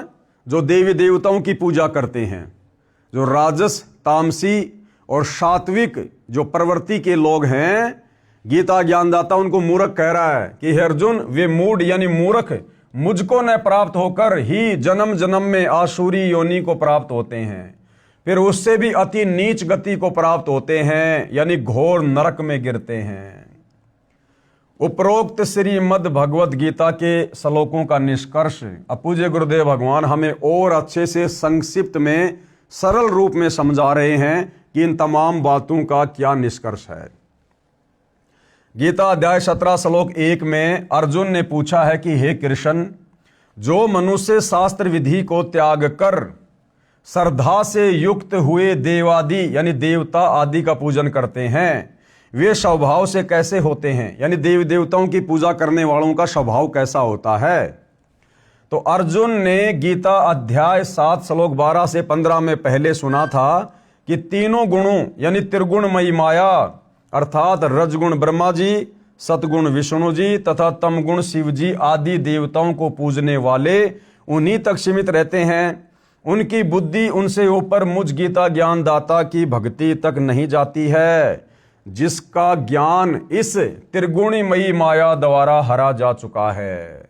यानी जो लोग केवल ब्रह्मा विष्णु महेश और देवी देवताओं की भक्ति तक ही सीमित हैं, ये गीता का ज्ञान देने वाला काल ब्रह्म कह रहा है कि ऐसे लोगों का ज्ञान यानी जिनका ज्ञान यानी जिनकी बुद्धि इस त्रिगुणमयी माया द्वारा यानी ब्रह्मा विष्णु महेश द्वारा हरा जा चुका है, वे राक्षस स्वभाव को धारण किए हुए मनुष्यों में नीच दूषित कर्म करने वाले मूर्ख मेरी भक्ति भी नहीं करते। गीता का ज्ञान देने वाला काल ब्रह्म कह रहा है कि मेरी भक्ति भी नहीं करते। ये ब्रह्मा विष्णु महेश तक की भक्ति करने वाले आसुर स्वभाव को धारण किए हुए मनुष्यों में नीच दूषित कर्म करने वाले मूढ़ यानी मूर्ख 4 गालियां दी है। गीता ज्ञान बोलने वाले भगवान ने, काल ब्रह्म ने, जो लोग ब्रह्मा विष्णु महेश और देवी देवताओं तक की पूजा करते हैं। गीता अध्याय 7 श्लोक 20 व 23 में इस प्रकार कहा है। इनमें श्लोक 12 व 15 को फिर दोहराया है। कहा है कि उन भोगों की कामना द्वारा जिनका ज्ञान हरा जा चुका है, यानी ब्रह्मा विष्णु महेश और देवी देवताओं की पूजा करके क्षणिक लाभ प्राप्त करने वाले लोगों के विषय में कहा जा रहा है कि जिनका ज्ञान हरा जा चुका है, वे लोग अपने स्वभाव से प्रेरित होकर उस नियम को धारण करके, यानी लोकवेद दंत कथाओं के आधार से अन्य देवताओं को भजते हैं, अर्थात पूजते हैं, जो गीता जी में निषेध है यानी मना किया हुआ है कि रजगुण ब्रह्मा जी, सतगुण विष्णु जी तथा तमगुण शिव जी व अन्य देवी देवताओं की पूजा नहीं करनी चाहिए। गीता जी मना कर रही है। वे लोक वेद के आधार से किसी से सुनकर देवताओं को भजते हैं, पूजते हैं। वे देवताओं की पूजा शास्त्र विधि रहित यानी मनमाना आचरण करते हैं, जिसको गीता अध्याय 16 श्लोक 23 और 24 में व्यर्थ साधना कहा है। उसी के विषय में गीता अध्याय 17 श्लोक 1 में अर्जुन ने प्रश्न किया है कि हे कृष्ण, जो व्यक्ति शास्त्र विधि को त्याग कर अपनी इच्छा से अन्य देवताओं का पूजन करते हैं, उनकी निष्ठा कैसी है, उनकी भावना कैसी है, उनका स्वभाव कैसा है। जो शास्त्र विधि को त्याग कर यानी गीता और वेदों के विपरीत जो इन देवी देवताओं की भक्ति करते हैं, पूजा पाठ करते हैं, मुझे उनके स्वभाव के विषय में बताओ। तो भैया देवी देवताओं के पुजारियों के स्वभाव के विषय में क्या कहा जा रहा है, यानी उनकी स्थिति राजसी है या सात्विक है या तामसी है, कौन सी कैटेगरी में है वो। भावार्थ है कि जो श्री ब्रह्मा जी रजगुण, श्री विष्णु जी सतगुण तथा श्री शिव जी तमगुण व अन्य देवताओं की पूजा करते हैं, जो वर्तमान में पूरा हिंदू समाज कर रहा है, वह पूजा है तो शास्त्र विधि रहित यानी शास्त्रों के विरुद्ध है। परंतु जो अन्य देवताओं की जो न करने योग्य अकर्तव्य पूजा करते हैं, वे स्वभाव से कैसे होते हैं। तो गीता ज्ञान देने वाले ने गीता अध्याय 17 श्लोक 2 और 6 में ऊपर स्पष्ट कर दिया है कि जो सात्विक श्रद्धा वाले यानी अच्छे इंसान हैं, वे तो केवल देवताओं की पूजा करते हैं। अन्य जो राजसी स्वभाव के हैं, वे राक्षसों व यक्ष की पूजा करते हैं, और जो तामसी श्रद्धा में यानी स्वभाव के हैं, वे प्रेत और भूतों की पूजा करते हैं। ध्यान रहे कि श्राद्ध करना, पिंडदान करना, अस्थियों को गंगा में पंडित द्वारा जल प्रवाह करने की क्रिया, 13वीं क्रिया, बरसी क्रिया, ये सब कर्मकांड कहलाता है, जो गीता जी में निषेध है यानी मना है। वेदों में इसे मूर्ख साधना कहा है, और ये प्रमाण कहां पर है। मार्कंडे पुराण में रोचे ऋषि की उत्पत्ति अध्याय में जो हमने पहले भी पढ़ा था, रुचि ऋषि ने ब्रह्मचर्य का पालन करते हुए एकांत में रहकर वेदों अनुसार भक्ति की। जब वे 40 वर्ष के हो गए तो उसके पूर्वज आकाश में दिखाई दिए। वे रुचि ऋषि से बोले, पिताजी, दादाजी, दूसरा दादाजी, तीसरा दादाजी, जो ब्राह्मण यानी ऋषि थे, वे कर्मकांड किया करते थे, जिस कारण से उनकी गति नहीं हुई। वे प्रेत पितृ योनि में कष्ट उठा रहे थे। अब बताओ भाई और बहनों, रुचि ऋषि के पूर्वज जो वेदों को पढ़ा करते थे, ब्राह्मण थे, संस्कृत के ज्ञाता थे, लेकिन साधना वेदों के विपरीत किया करते थे, जिस कारण से मरने के बाद उनको भी प्रेत योनि प्राप्त हुई, उनको भी भूत योनि प्राप्त हुई। ये तो सतयुग त्रेता की बातें हैं। और वर्तमान में हम हिंदू समाज से जुड़े भाई बहन क्या कर रहे हैं। हम तो 2 कोडी की साधना भी नहीं कर रहे, 2 कोडी की साधना भी हमें तो पता ही नहीं गीता क्या कह रही है, वेद क्या कह रहे हैं। तो सोचो भाई और बहनों, यदि सतगुरु रामपाल जी की सत भक्ति समय रहते ग्रहण नहीं करी तो आने वाले समय में भविष्य क्या होगा। वे प्रेत पितृ योनि में कष्ट उठा रहे हैं। उन्होंने शास्त्र विधि त्याग कर मनमाना आचरण करके जीवन नष्ट किया था, रुचि ऋषि के पूर्वजों ने। वे मां दुखी थे। उन्होंने रुचि ऋषि से कहा, बेटा तूने विवाह क्यों नहीं किया, हमारे श्राद्ध आदि क्रिया यानी कर्मकांड क्यों नहीं किए? क्योंकि वो प्रेत बनकर, भूत बनकर भूखे मर रहे थे, जो वेदों को पढ़ा करते थे लेकिन साधना वेदों के विपरीत किया करते थे। उनकी गति नहीं हुई, वो प्रेत और पितर की योनियों में कष्ट उठा रहे थे। तो वो अपने उस रुचि को दिखाई दिए और कहा कि हम महादुखी हैं, भूखे मर रहे हैं। भाई तूने शादी क्यों नहीं करवाई? तूने हमारे श्राद्ध क्यों नहीं निकलवाए? हमारे श्राद्ध आदि क्रिया यानी कर्मकांड क्यों नहीं किया? रुचि ऋषि ने उत्तर दिया कि हे पितामहो, यानी हे मेरे पूर्वजों, वेदों में तो कर्मकांड को अविद्या यानी मूर्खों की साधना कहा है, फिर आप मुझे क्यों ऐसा करने को कह रहे हो? वो पितर बोले, बेटा रुचि, ये सत्य है कि कर्म कांड को वेदों में अविद्या कहा है, यानी श्राद्ध निकालना, ये पितृ पूजा करना, 13वीं 12वीं करना, अस्थियां गंगा में डालना, ये मूर्खों की साधना है। और आप जो साधना कर रहे हो ना, ये मोक्ष मार्ग है। लेकिन हम महाकष्ट में हैं, लेकिन वो अपने स्वार्थ के लिए उस रुचि ऋषि को भ्रमित करने की कुचेष्टा कर रहे हैं। रुचि ऋषि के पूर्वजों को, जो पितर और भूत बने हुए थे, उनको पता है इस बात का कि ये कर्मकांड करना, श्राद्ध निकालना, मरने के बाद में दुनिया भर के कर्मकांड करना, ये सब अविद्या है। वेदों में इसे मूर्खों की साधना कहा है, नहीं करने चाहिए। लेकिन उसके बावजूद भी वो अपने स्वार्थ में आकर, क्योंकि भूत बन के भूखे मर रहे थे, दुर्गति हो रही थी, उनके कष्ट उठा रहे थे, उस बेचारे रुचि को उन्होंने भ्रमित कर दिया तरह तरह की बातें करके। और जो रुचि ऋषि वेदों के अनुसार साधना कर रहा था, उसे उस साधना से हटवा दिया।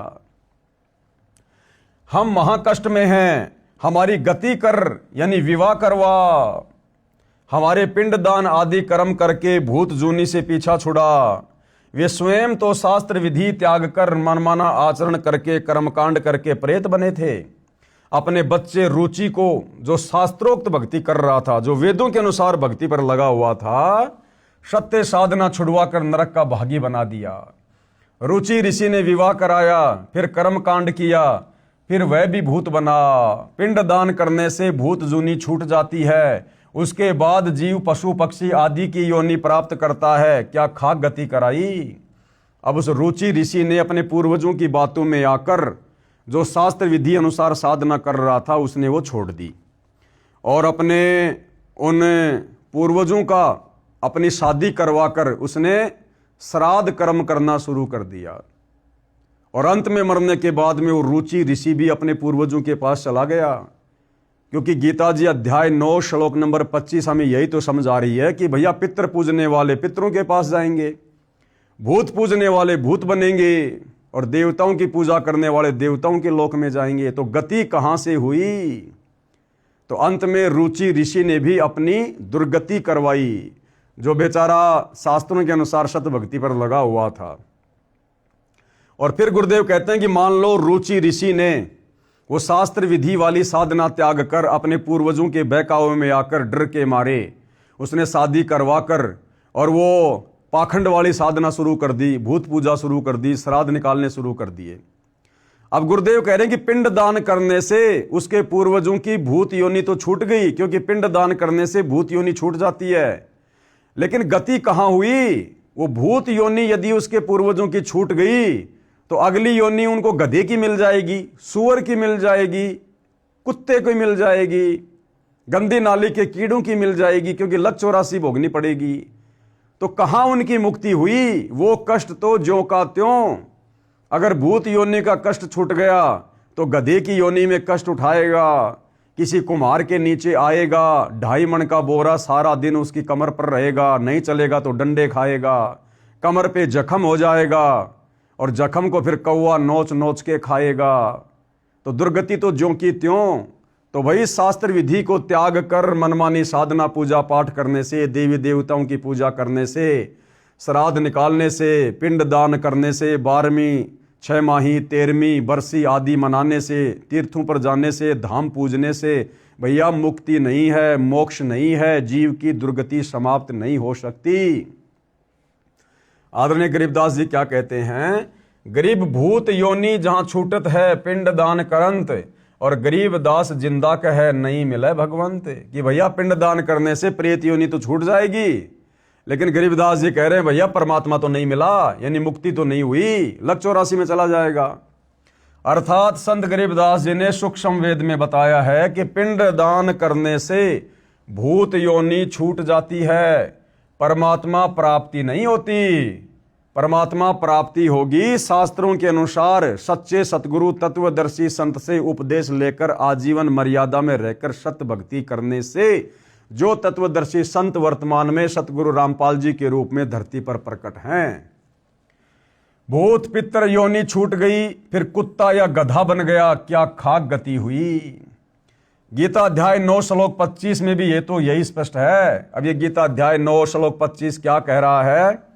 गीता अध्याय 9 श्लोक 25, देवताओं को पूजने वाले देवताओं को प्राप्त होते हैं, पितरों को पूजने वाले पितरों को प्राप्त होते हैं। अब रुचि ऋषि ने श्राद्ध निकालकर अपने उन पूर्वजों की जो पितर बने हुए थे उनकी पूजा करनी शुरू कर दी, और मरने के बाद फिर वो कहां जाएगा? अपने उन्हीं पितरों के पास जाएगा। तो क्या खाक सुख प्राप्त करेगा जब वो पितर पहले से दुखी थे, महाकष्ट में थे। अब वो रोची ऋषि भी पितर बनकर अपने उन्हीं पूर्वजों के पास जाएगा, उस पितृलोक में जाएगा, और वो भी ऐसे ही अपने उन पूर्वजों की तरह कष्ट उठाएगा। देवताओं को पूजने वाले देवताओं को प्राप्त होते हैं, पितरों को पूजने वाले पितरों को प्राप्त होते हैं, भूतों को पूजने वाले भूतों को प्राप्त होते हैं। श्राद्ध निकालना यानी भूत पूजा, यानी भूत बनते हैं। और मेरा कौन? गीता का ज्ञान देने वाला ब्रह्म कह रहा है, गीता ज्ञान दाता का पूजन करने वाले मुझको प्राप्त होते हैं। ये कहा रहता है ब्रह्मलोक में, और ब्रह्मलोक में गया हुआ साधक भी पुनरावृत्ति में है, जन्म और मरण में है, पूर्ण मुक्ति नहीं है। इसलिए शास्त्र विधि अनुसार भक्ति करना लाभदायक है। अब शास्त्र विधि अनुसार भक्ति क्या है? चारों वेद और गीता जी के अनुसार, और पांचवा वेद जो सूक्ष्म वेद है, जिस सूक्ष्म वेद का ज्ञान सतलोक से चलकर स्वयं वो परम अक्षर ब्रह्म सत्य पुरुष कबीर देव धरती पर तत्वदर्शी संत की भूमिका करके समझाता है, उसके मार्गदर्शन में उन्हें गुरु धारण करके यदि आजीवन सत भक्ति की जाए तो भाइयों और बहनों हमें पूर्ण मुक्ति प्राप्त होगी। सदा सदा के लिए जन्म और मरण से झंझट समाप्त हो जाएगा।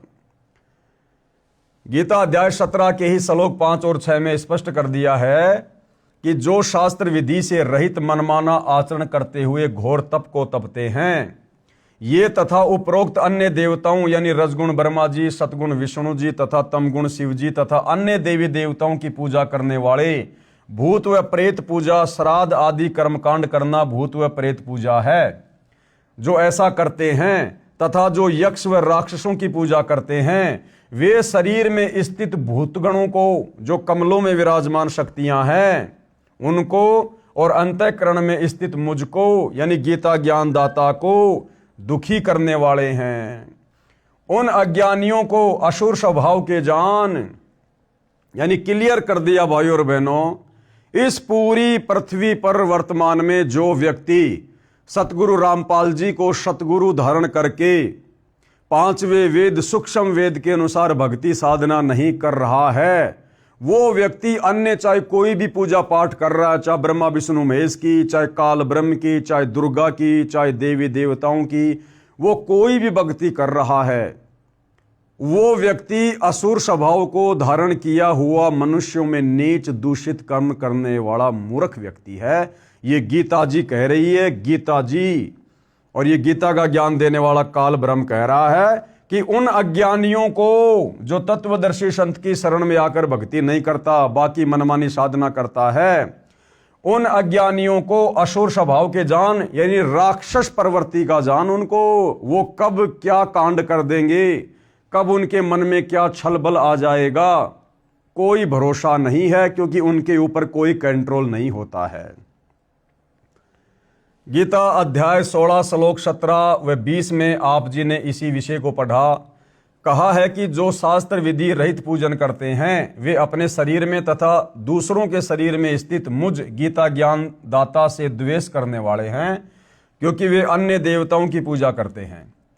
गीता ज्ञान दाता यानी काल ब्रह्म की पूजा नहीं करते, इसलिए द्वेष करने वाले कहा है। अब किसी बच्चे को पढ़ाए लिखाए पालन पोषण करे उसके माता पिता, और वो बच्चा ज़्यादा बात माने अपने पड़ोसियों की, तो माता पिता ऑटोमेटिक उस बच्चे से दुखी होते हैं। तो इसी प्रकार इस 21 ब्रह्मांड का पिता, 21 ब्रह्मांड का जनक, यहाँ का नकली भगवान ये काल ब्रह्म है। और काल ब्रह्म के अंतर्गत हम जितने भी प्राणी हैं, यदि हम उसकी भक्ति साधना नहीं करते हैं और बाकी अन्य देवी देवताओं की भक्ति करते हैं, तो हम उस काल ब्रह्म को दुखी कर रहे हैं, हम उससे द्वेष करने वालों की श्रेणी में हैं। उन द्वेष करने वाले यानी श्री ब्रह्मा जी रजगुण, श्री विष्णु जी सतगुण तथा श्री शिव जी तमगुण, जो काल ब्रह्म की 3 प्रधान शक्तियां हैं, तथा अन्य देवी देवताओं की पूजा करने वाले पापाचारी क्रूर कर्मी नराधमों को यानी मनुष्य में नीच उन व्यक्तियों को मैं बार बार आसुरी योनियों में डालता हूं, यानी नरक में डालता हूं, 84 में डालता हूं। तो देख लो भाइयों और बहनों, ये पवित्र गीता जी, ये पवित्र शास्त्र देवी देवताओं की पूजा करने वालों के विषय में, ब्रह्मा विष्णु महेश की पूजा करने वालों के विषय में क्या दिशा निर्देश दे रहा है। ये श्लोक सतगुरु रामपाल जी ने नहीं लिखे भाई। कोई ये सोचे कि भाई ये तो संत रामपाल जी ने अपनी तरफ से लिख दिए होंगे। भैया गीता मार्केट में मिलती है, या गीता प्रेस गोरखपुर से ले आओ, किसी भी धार्मिक पुस्तकों वाली दुकान से ले आओ, और गीता जी को आंखों के सामने रखो, और जो श्लोक जो अध्याय सतगुरु रामपाल जी बता रहे हैं एज इट इज, ऐसा का ऐसा उस गीता में लिखा हुआ मिलेगा। उसके बाद तो आप लोगों ने विश्वास करना चाहिए कि हम किस दिशा में जा रहे हैं। गीता अध्याय 16 श्लोक 20 में कहा है कि हे अर्जुन, वे मूढ़ कौन, जो देवी देवताओं की पूजा करते हैं, ब्रह्मा विष्णु महेश की भक्ति करते हैं, वे मूढ़ यानी मूर्ख मुझको न प्राप्त होकर, यानी काल की भक्ति करके उसके ब्रह्मलोक को प्राप्त ना होकर जन्म मरण में आसुरी योनि को प्राप्त होते हैं, फिर उससे भी अति नीच गति को प्राप्त होते हैं, यानी घोर नरक में गिरते हैं। उपरोक्त गीता के प्रकरण को समझने के लिए यानी प्रमाण के लिए कृपया पढ़ें और आंखों देखें उपरोक्त श्लोकों की फोटोकॉपियां, जो श्रीमद् भगवद गीता पदछेद अन्वय से है। ये गीता प्रेस गोरखपुर से प्रकाशित गीता है, जिसका नाम है गीता पदछेद अन्वय। ये गीता जी अब मैं आपको दिखाना चाहूँगा, ये वाली गीता जी है, ये जो मेरे हाथ में है, ये वाली गीता जी जो गीता प्रेस गोरखपुर से प्रकाशित है, जिसकी फोटोकॉपियां यहाँ पर सतगुरु रामपाल जी ने लगा रखी हैं। श्रीमद् भगवद गीता पदछेद अन्वय से है, जो भारत की प्रसिद्ध व विश्व स्तरीय गीता प्रेस गोरखपुर से मुद्रित तथा प्रकाशित है, तथा श्री जयदयाल गोविंद का द्वारा अनुवादित है। अब देखिएगा भाई और बहनों, ये तमाम फोटोकॉपियां इसी गीता जी की सतगुरु रामपाल जी ने लगा रखी है, जिन श्लोकों के विषय में आपको ऊपर बताया गया है।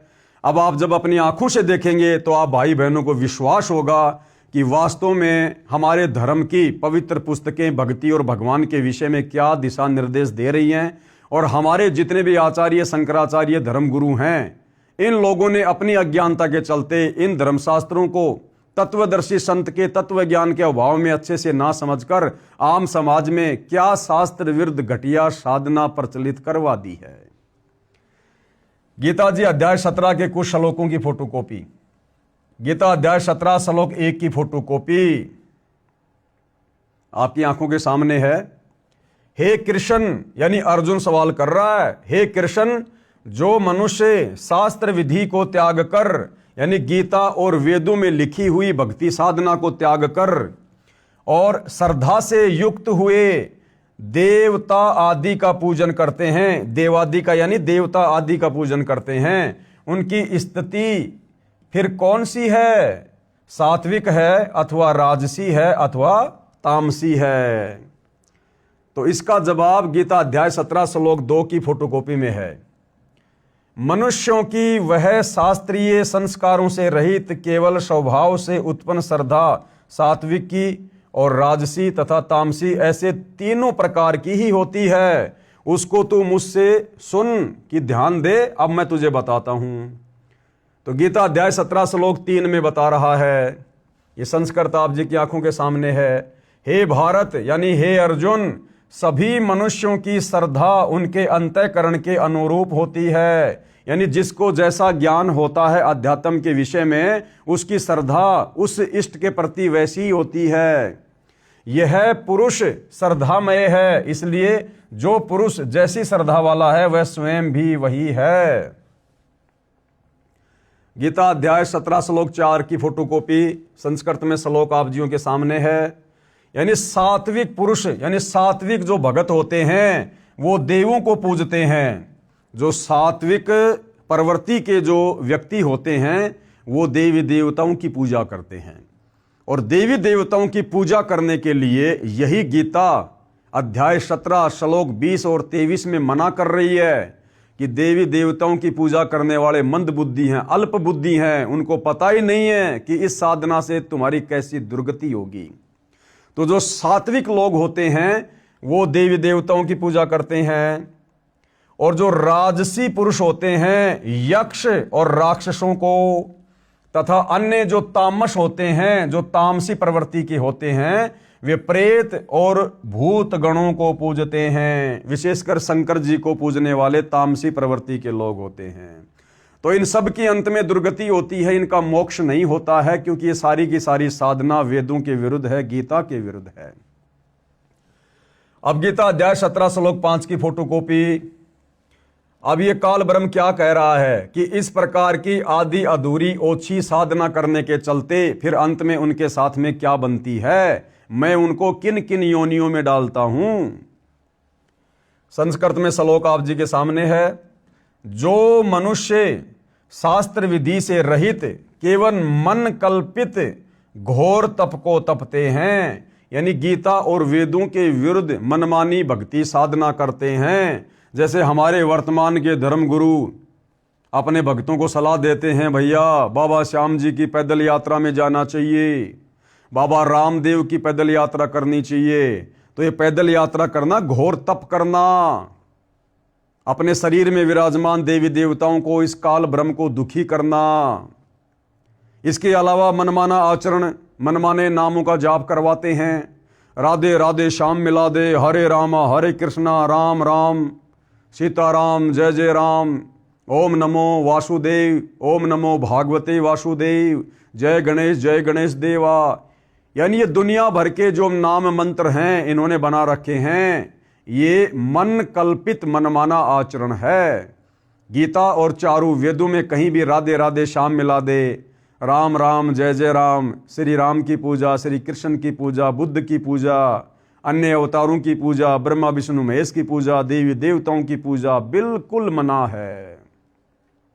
अरे विचार करने की बात है, लंका के राजा रावण ने अपनी सिद्धि शक्ति से अपनी सेना को आकाश में उड़ाकर देवलोक पर स्वर्ग में धावा बोल दिया, आक्रमण कर दिया, और देवताओं के राजा इंद्र को हरा दिया। इंद्र अपनी गद्दी छोड़कर, इंद्रासन छोड़कर जंगलों में भाग गया, और रावण ने 33 करोड़ देवी देवताओं को बंदी बनाकर अपनी कैद में डाल रखा था। जिन देवी देवताओं की हमारे धर्मगुरु पूजा करवाते हैं, जब वो देवी देवता बेचारे खुद ही लाचार और बेबस पड़े हुए थे रावण की जेल में, उनकी भक्ति साधना करने से हमें भला कैसे मुक्ति मिलेगी।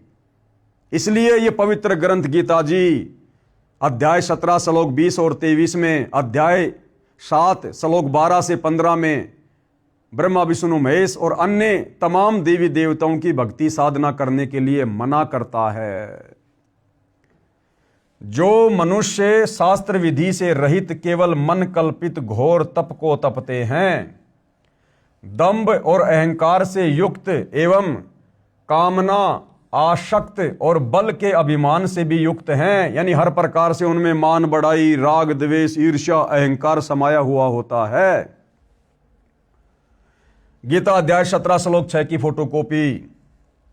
शरीर रूप से स्थित भूत समुदाय को, शरीर रूप से स्थित भूत समुदाय यानी हमारे शरीर में जो कमल चक्कर बने हुए हैं, उनमें जिन जिन उन प्रधान देवी देवताओं का वास है, जैसे स्वाद कमल में ब्रह्मा और सावित्री जी का वास है, मूल कमल में गणेश जी का वास है, नाभि कमल में श्री विष्णु और लक्ष्मी जी का वास है, कंठ कमल में दुर्गा देवी का वास है, हृदय कमल में शंकर और पार्वती का वास है। तो यहाँ गीता ज्ञान देने वाला ये भगवान क्या कह रहा है कि ये जो देवी देवताओं की पूजा करते हैं, ब्रह्मा विष्णु महेश की पूजा करते हैं, मन कल्पित मनमाना आचरण करते हैं, घोर ये तप करते हैं, पाखंड पूजा करते हैं, तो गीता ज्ञान देने वाला कह रहा है कि भैया ऐसे भगत, ऐसे श्रद्धालु इस शरीर में विराजमान भूत गणों को, भूत यानी भूत वैसे भगवानों को भी कहा जाता है, तो ये जितने भी जो प्रधान देवी देवता हमारे शरीर में बने इन कमल चक्रों में बैठे हैं, तो गीता ज्ञानदाता कह रहा कि उनको भी दुखी करते हैं। शरीर रूप में स्थित भूत समुदायों को और अंतःकरण में स्थित मुझ परमात्मा को भी कृश करने वाले हैं, अर्थात दुखी करने वाले हैं।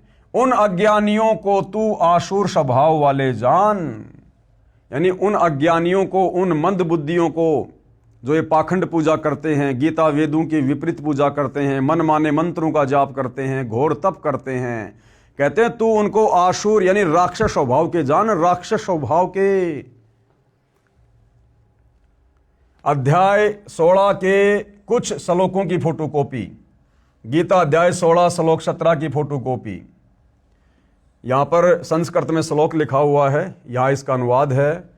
वे अपने आप को ही श्रेष्ठ मानने वाले घमंडी पुरुष धन और माया के मद से युक्त होकर केवल नाम मात्र के यज्ञों द्वारा, यानी छोटी मोटी साधना करके, कोई भंडारा करके, पाखंड से शास्त्र विधि रहित यजन यानी पूजा पाठ करते हैं।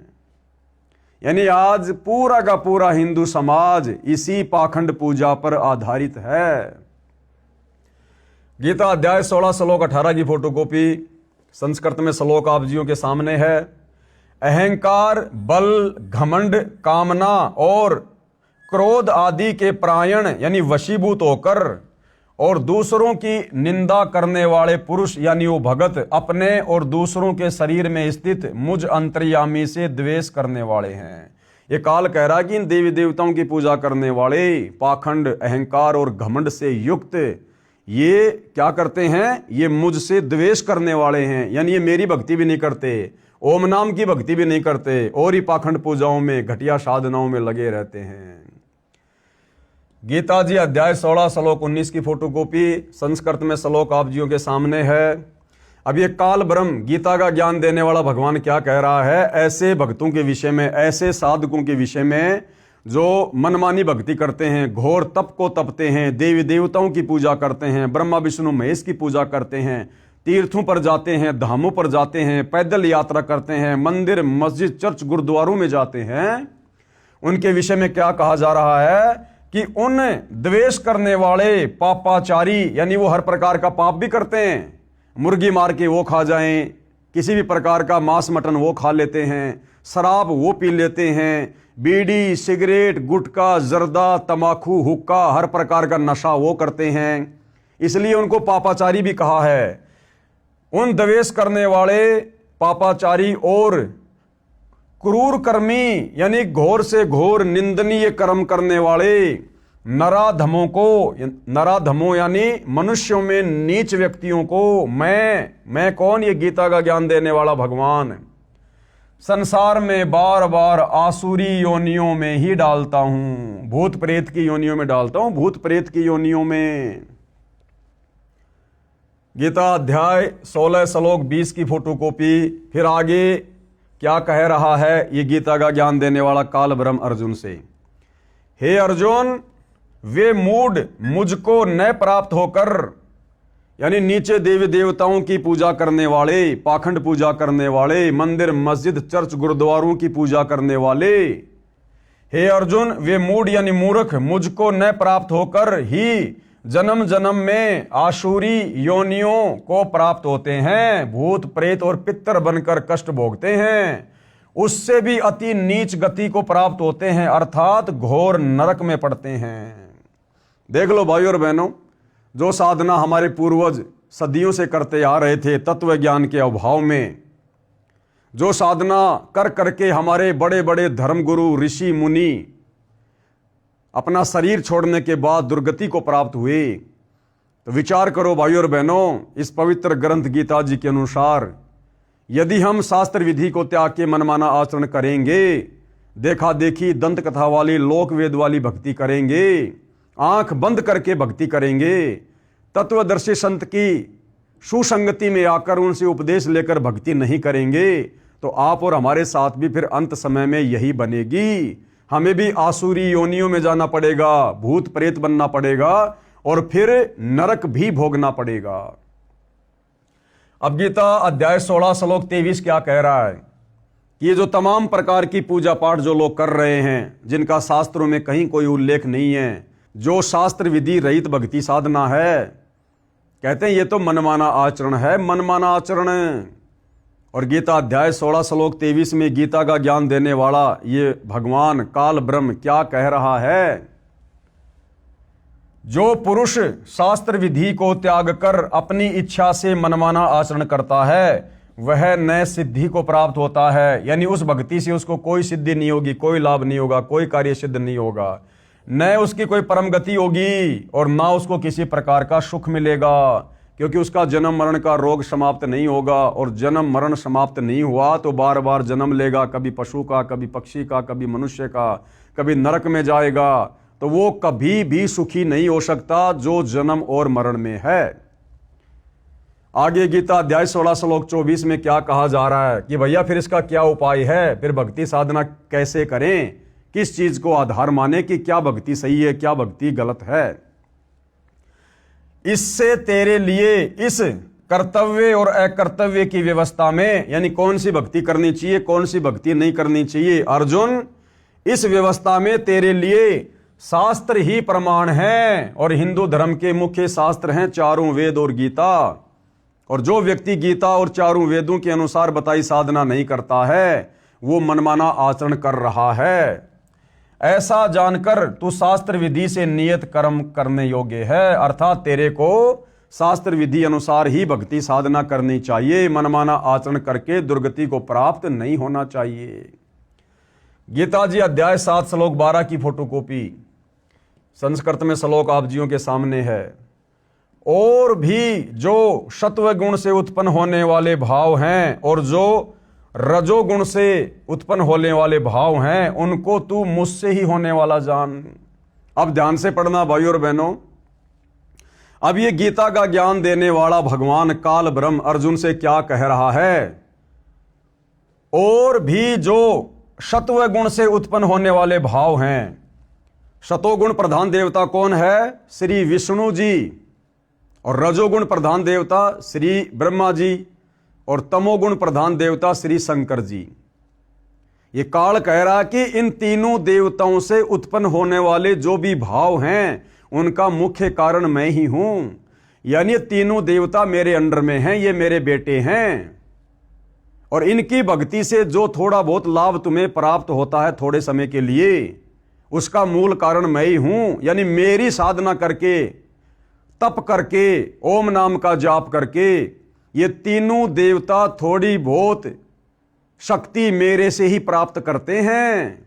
इसलिए इन तीनों देवताओं की और अन्य देव देवताओं की भक्ति करने वाला कभी भी परम सुख और परम शांति को प्राप्त नहीं हो सकता। यानी मूल कारण 21 ब्रह्मांड में, ये 21 ब्रह्मांड का नकली भगवान, गीता का ज्ञान देने वाला भगवान, ये काल ब्रह्म है। बाकी सब इसके नीचे हैं, सब इसके कंट्रोल में हैं, सब इसके अंडर में हैं। इसलिए ये कह रहा कि और भी जो सत्वगुण से, रजोगुण से, तमोगुण से उत्पन्न होने वाले भाव हैं, उन सबको तू मुझसे ही होने वाला जान। यानी ब्रह्मा जी को रजोगुण किसने बनाया? इस काल ब्रह्म ने। विष्णु जी को सतोगुण प्रधान देवता किसने बनाया? इस काल ब्रह्म ने। और शंकर जी को तमोगुण प्रधान देवता किसने बनाया? इस काल ब्रह्म ने। क्यों बनाया? अपने स्वार्थ के लिए बनाया, अपने भोजन के जुगाड़ के लिए बनाया। क्योंकि इसको प्रतिदिन 1 लाख मनुष्य शरीरधारी स्त्री या पुरुषों के सूक्ष्म शरीर से निकली गंध, वासना, वो मैल खाने का श्राप लगा हुआ है। ये स्वयं किसी के सामने प्रकट नहीं होता है, इसका अटल नियम है, विधान है। ये अपने ओरिजिनल रूप में किसी के सामने प्रकट नहीं होता। और अपने भोजन की व्यवस्था इसने अपने तीनों पुत्रों ब्रह्मा विष्णु महेश के माध्यम से करवा रखी है।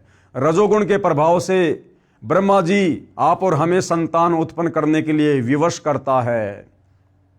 और एक परिवार में बांध के रखता है हमारे को विष्णु जी का शतोगुण, और तमोगुण शंकर जी के माध्यम से फिर ये मन मुटाव करवा कर, लड़ाई झगड़ा करवा कर, द्वेष करवा कर, एक्सीडेंट में या बीमारी में जैसे भी ये अंत में हमारी मृत्यु करवा देता है। और मृत्यु होने के बाद सीधे हम इसके ब्रह्मलोक में जाते हैं एक बार, जहाँ पर इसने तपतशिला बना रखी है, आग की जलती हुई बहुत गर्म टुकड़ी। वहाँ पर हमारे को ये सूक्ष्म शरीर में भूनता है। सूक्ष्म शरीर में जीव मरता नहीं है, लेकिन पीड़ा वर्तमान शरीर से भी कई गुना ज़्यादा होती है। और जीवन भर में हमने जो भी कुछ खाया पिया होता है, अच्छा बुरा, चटपटा, शराब वगैरह, तीखा कड़वा मीठा, मांस मदिरा, वो सारी वासना सूक्ष्म शरीर में जमा होती है। उस सूक्ष्म वासना को ये वहाँ पर गर्म करके छुड़वाता है। जैसे किसी बर्तन के ऊपर मैल जमा हो जाता है, तो बर्तन का मैल साफ करने वाला उसे बहुत तेज आग में रख कर उसको तपाता है, उसके बाद वो मैल छूटता है। तो वहाँ पर ये सूक्ष्म शरीर में आत्मा बड़ी दुखी होती है, बड़ी पीड़ा होती है इसको। इस प्रकार से वो इसका भोजन है। इसलिए भाइयों और बहनों, इसने अपने तीनों पुत्रों ब्रह्मा विष्णु महेश के माध्यम से हमारे को कर्म बंधनों में बांध रखा है, तीनों गुणों में हमारे को जकड़ रखा है। और यदि हम इस कर्म बंधन से छूट सकते हैं, इन तीनों गुणों के प्रभाव से दूर होकर शत भक्ति कर सकते हैं, तो केवल तत्वदर्शी संत की शरण में आकर, क्योंकि तत्वदर्शी संत इन तीनों गुणों और इस काल के प्रभाव से दूर होता है, क्योंकि वो तत्वदर्शी संत स्वयं परम अक्षर ब्रह्म होता है, तीनों लोकों में प्रवेश करने वाला, सबका धारण पोषण करने वाला कबीर देव होता है। इसलिए भाइयों और बहनों, मुक्ति का दूसरा रास्ता पृथ्वी पर कहीं और नहीं है। तो क्या कह रहा है ये काल ब्रह्म?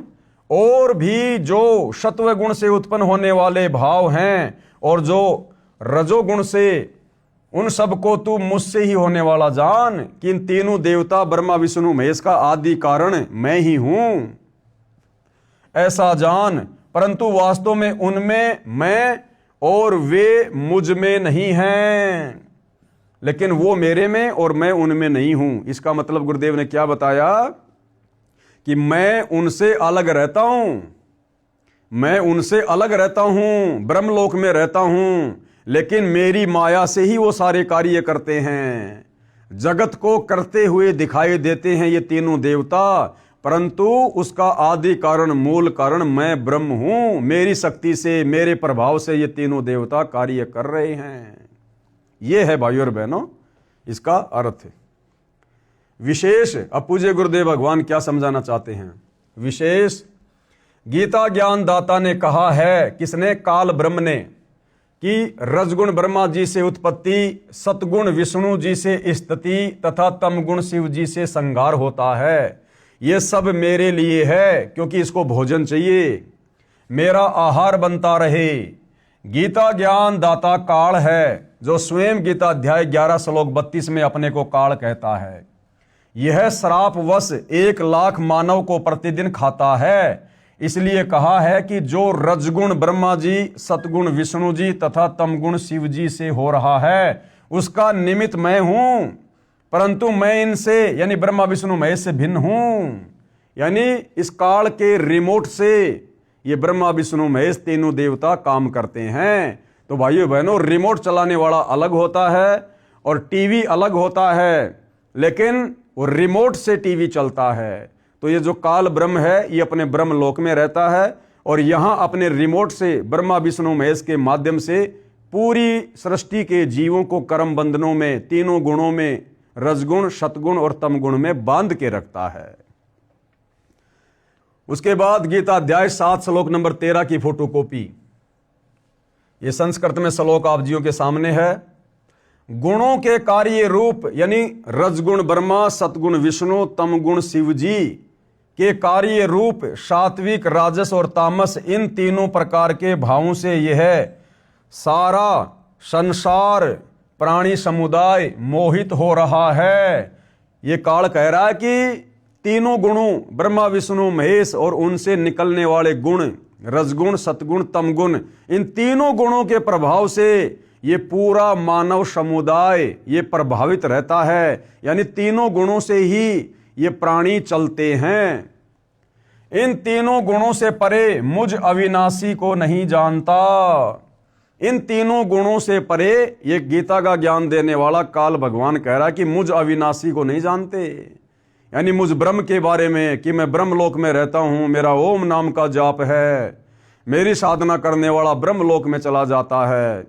कह रहा है कि इन तीनों के माया से प्रभावित होकर, श्री ब्रह्मा जी के रजोगुण से प्रभावित होकर, श्री विष्णु जी के सतोगुण से प्रभावित होकर और शंकर जी के तमोगुण से प्रभावित होकर ये जन समुदाय यानी एक ब्रह्मांड के सारे प्राणी ये इतने प्रभावित हैं कि ये मुझ काल ब्रह्म को भी नहीं जानते। और यहां इसने जो अपने आप को अविनाशी कहा है, अविनाशी यानी जिसका कभी विनाश नहीं होता, इसने अविनाशी अपने को सिर्फ इसलिए कहा है क्योंकि इसकी मृत्यु बहुत लंबे समय बाद होती है। ब्रह्मा विष्णु महेश तो करोड़ों अरबों बार खत्म हो जाते हैं, तब कहीं जाकर ये काल मरता है, एक बार इसका शरीर छूटता है, जैसा कि परमात्मा जी ने विधान बना रखा है। तो ये इन तीनों से उत्तम है, इसलिए अपने आप को अविनाशी कह रहा है। आगे चलिए भाइयों और बहनों, गीता अध्याय 7 श्लोक नंबर 14 की फोटोकॉपी श्लोक आप जियों के सामने है। और क्या कहा जा रहा है? क्योंकि यह अलौकिक अर्थात अति अद्भुत त्रिगुणमयी मेरी माया बड़ी दस्तूर है। ये काल ब्रह्म क्या कह रहा है ब्रह्मा विष्णु महेश के बारे में?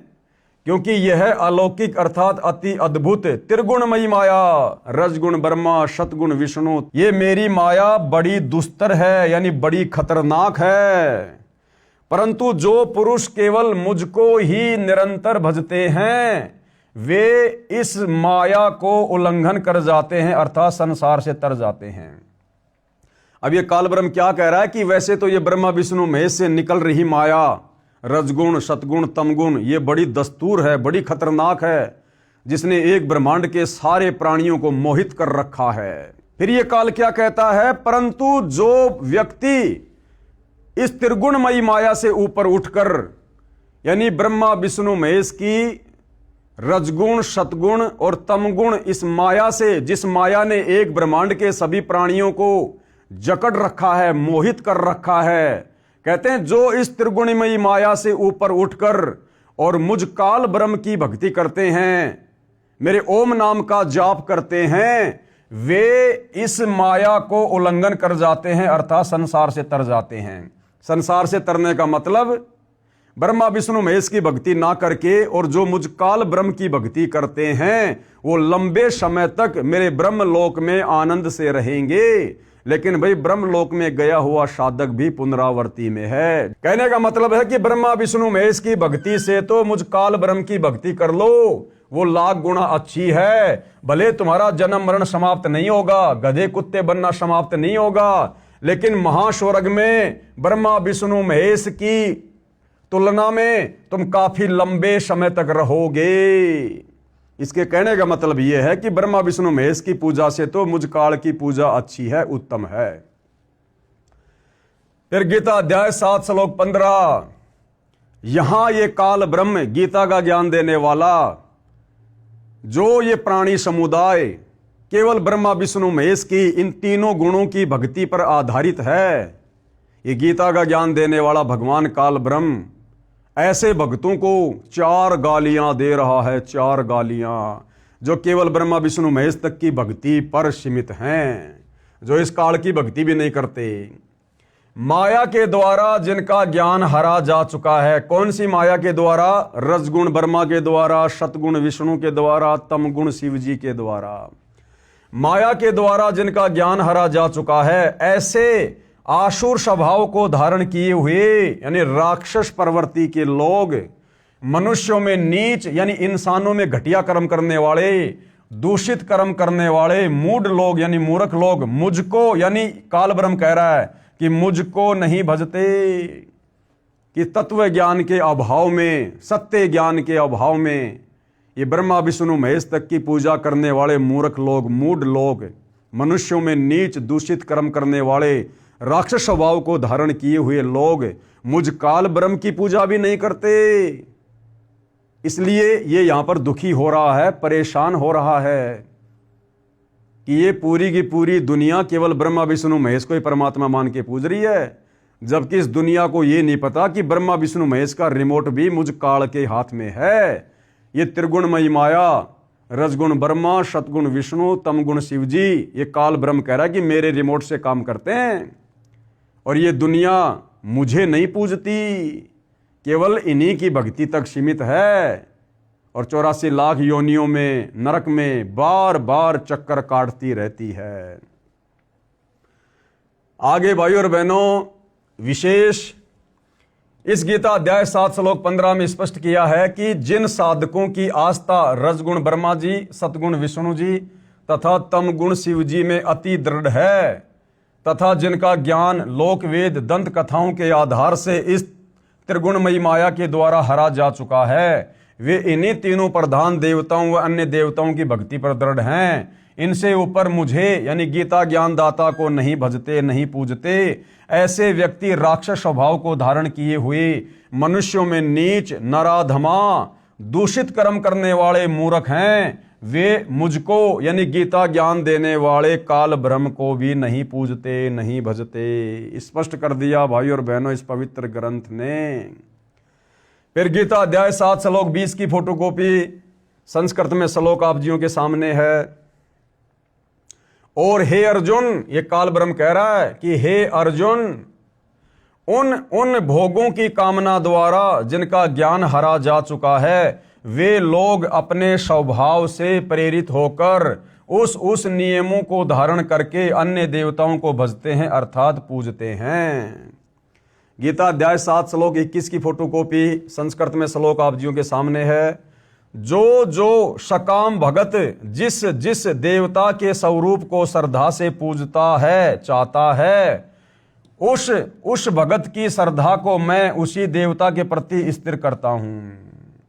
यानी कहने का मतलब है कि जो भगत तत्व ज्ञान के अभाव में जिन जिन देवताओं की पूजा करता है, जिस भी श्रद्धा भाव से, उनको थोड़ा बहुत लाभ जो भी मिलता है उन देवी देवताओं की पूजा से, भक्ति से, ये काल कह रहा है कि वो मैं ही देता हूं।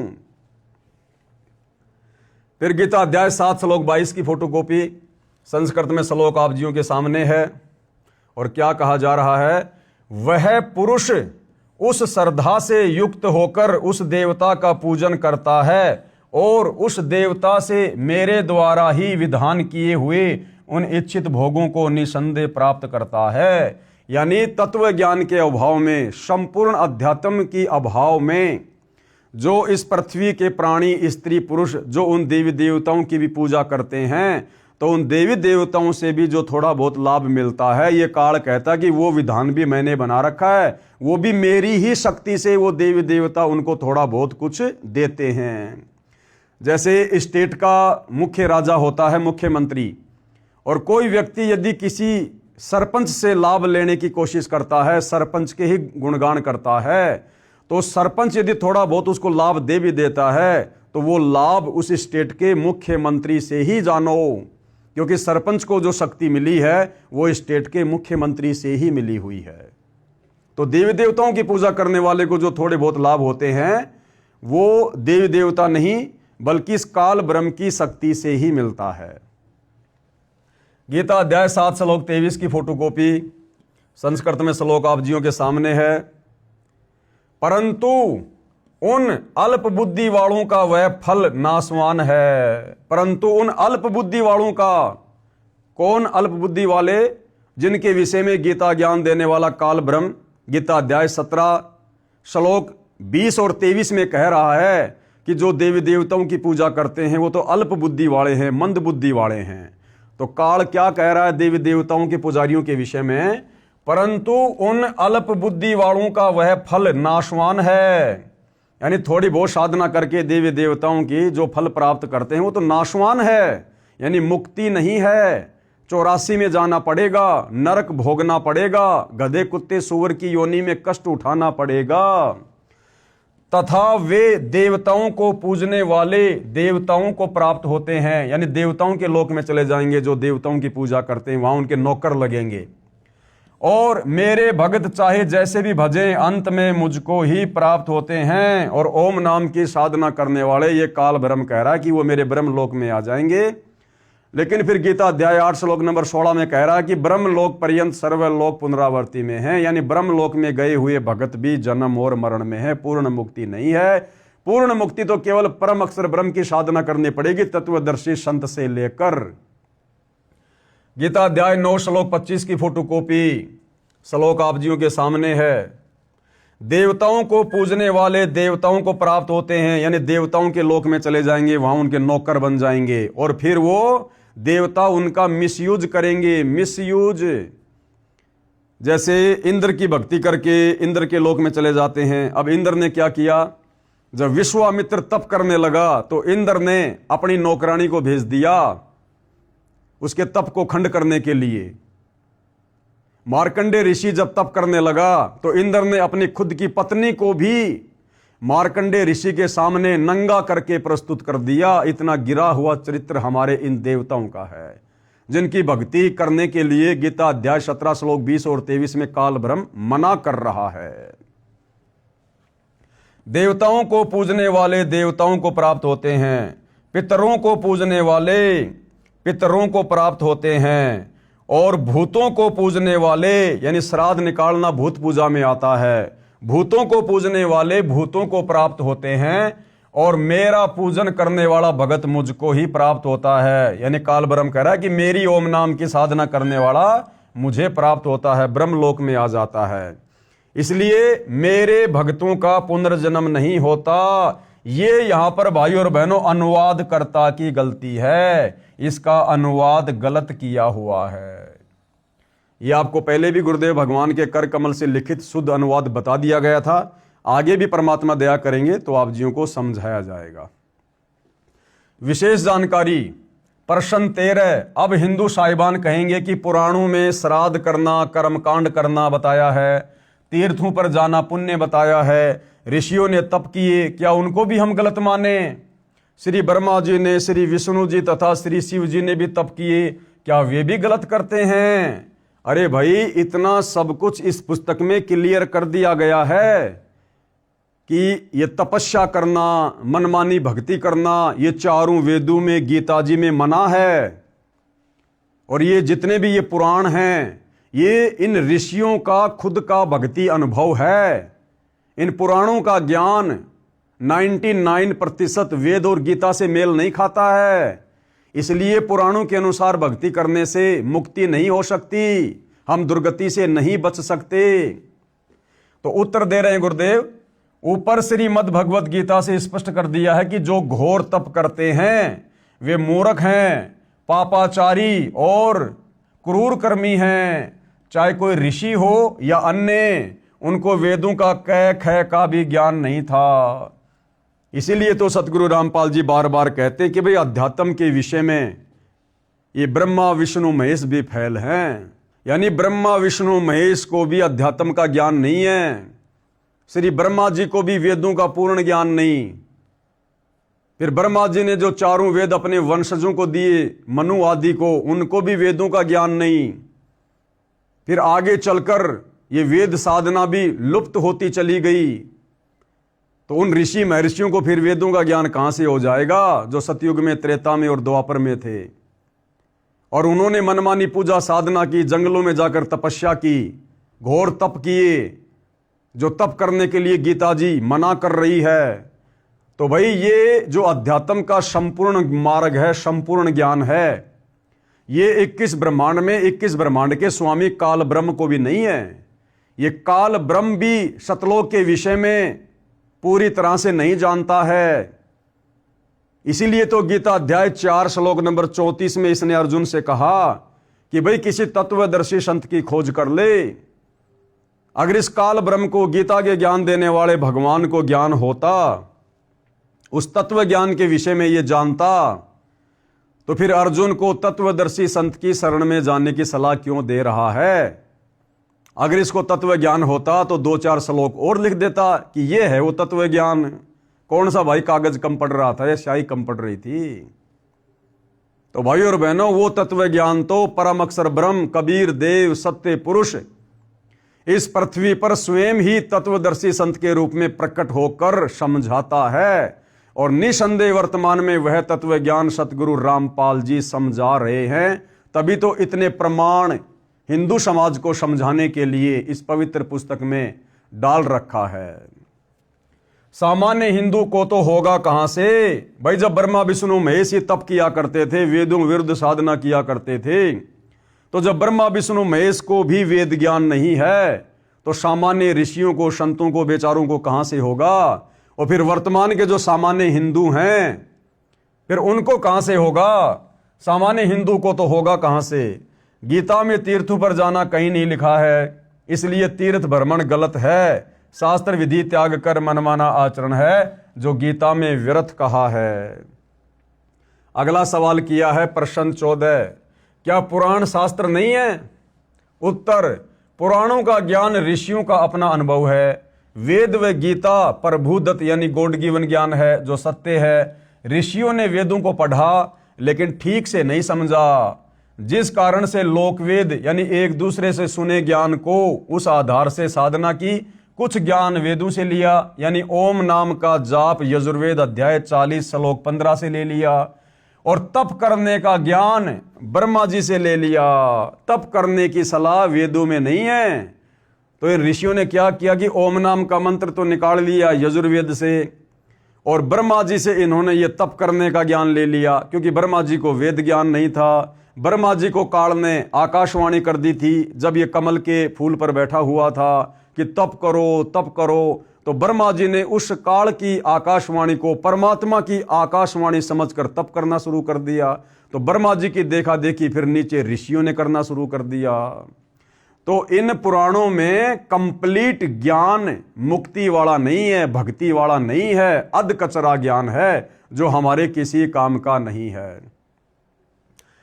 कुछ ज्ञान वेदों से लिया, यानी ओम नाम का जाप यजुर्वेद अध्याय 40 श्लोक 15 से लिया। तप करने का ज्ञान ब्रह्मा जी से लिया। खिचड़ी ज्ञान के अनुसार साधना करके सिद्धियां प्राप्त करके किसी को श्राप किसी को आशीर्वाद देकर जीवन नष्ट कर गए।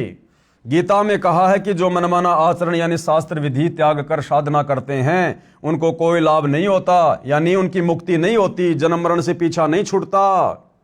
जो घोर तप को तपते हैं वे राक्षस स्वभाव के हैं, राक्षस स्वभाव के।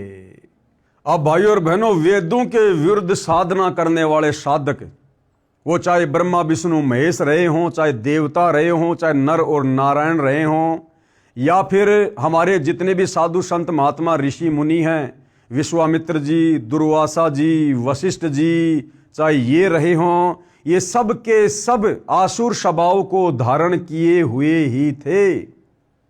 कभी भी सद्बुद्धि प्राप्त नहीं हो सकती, नीच कर्म करने से पीछे नहीं हट सकते। और इन ऋषि मुनियों का जो हमारे लिए वर्तमान में अज्ञान आधार से बड़े आदरणीय और सम्माननीय हैं, जिनको हम परम संत परम ऋषिजन मानकर उनकी महिमा किया करते थे, अब आगे हम गुरुदेव भगवान के आशीर्वाद से पढ़ेंगे उनके जीवन चरित्र को, उनके इतिहास को, कि जिनको हम बहुत बड़े तपस्वी माना करते थे, बहुत बड़े भगत माना करते थे, असल में उनका चरित्र क्या था। उस साधना के करने के चलते उनके स्वभाव में, उनके आचरण में साधुता क्यों नहीं आई, भक्ति अंदर प्रवेश क्यों नहीं आ पाई। तपस्या करके उन्होंने अपनी बैटरी चार्ज कर ली और उससे फिर उन्होंने किसी का अच्छा कर दिया, किसी को शराब देके उसका बुरा कर दिया, और समाज में झूठी महिमा प्राप्त करके वो एटम बम बन के घूमते रहे, और डर के मारे दुनिया उनको नमस्कार करती रही कि महाराज जी को कुछ ज्यादा बोल देंगे, सवाल जवाब कर लेंगे तो महाराज जी कहीं हमें श्राप ना दे दें, हमारा सत्यानाश ना हो जाए। तो ये राजा लोग और ये दुनिया वाले डर के मारे उन साधु संतों का आदर किया करते थे।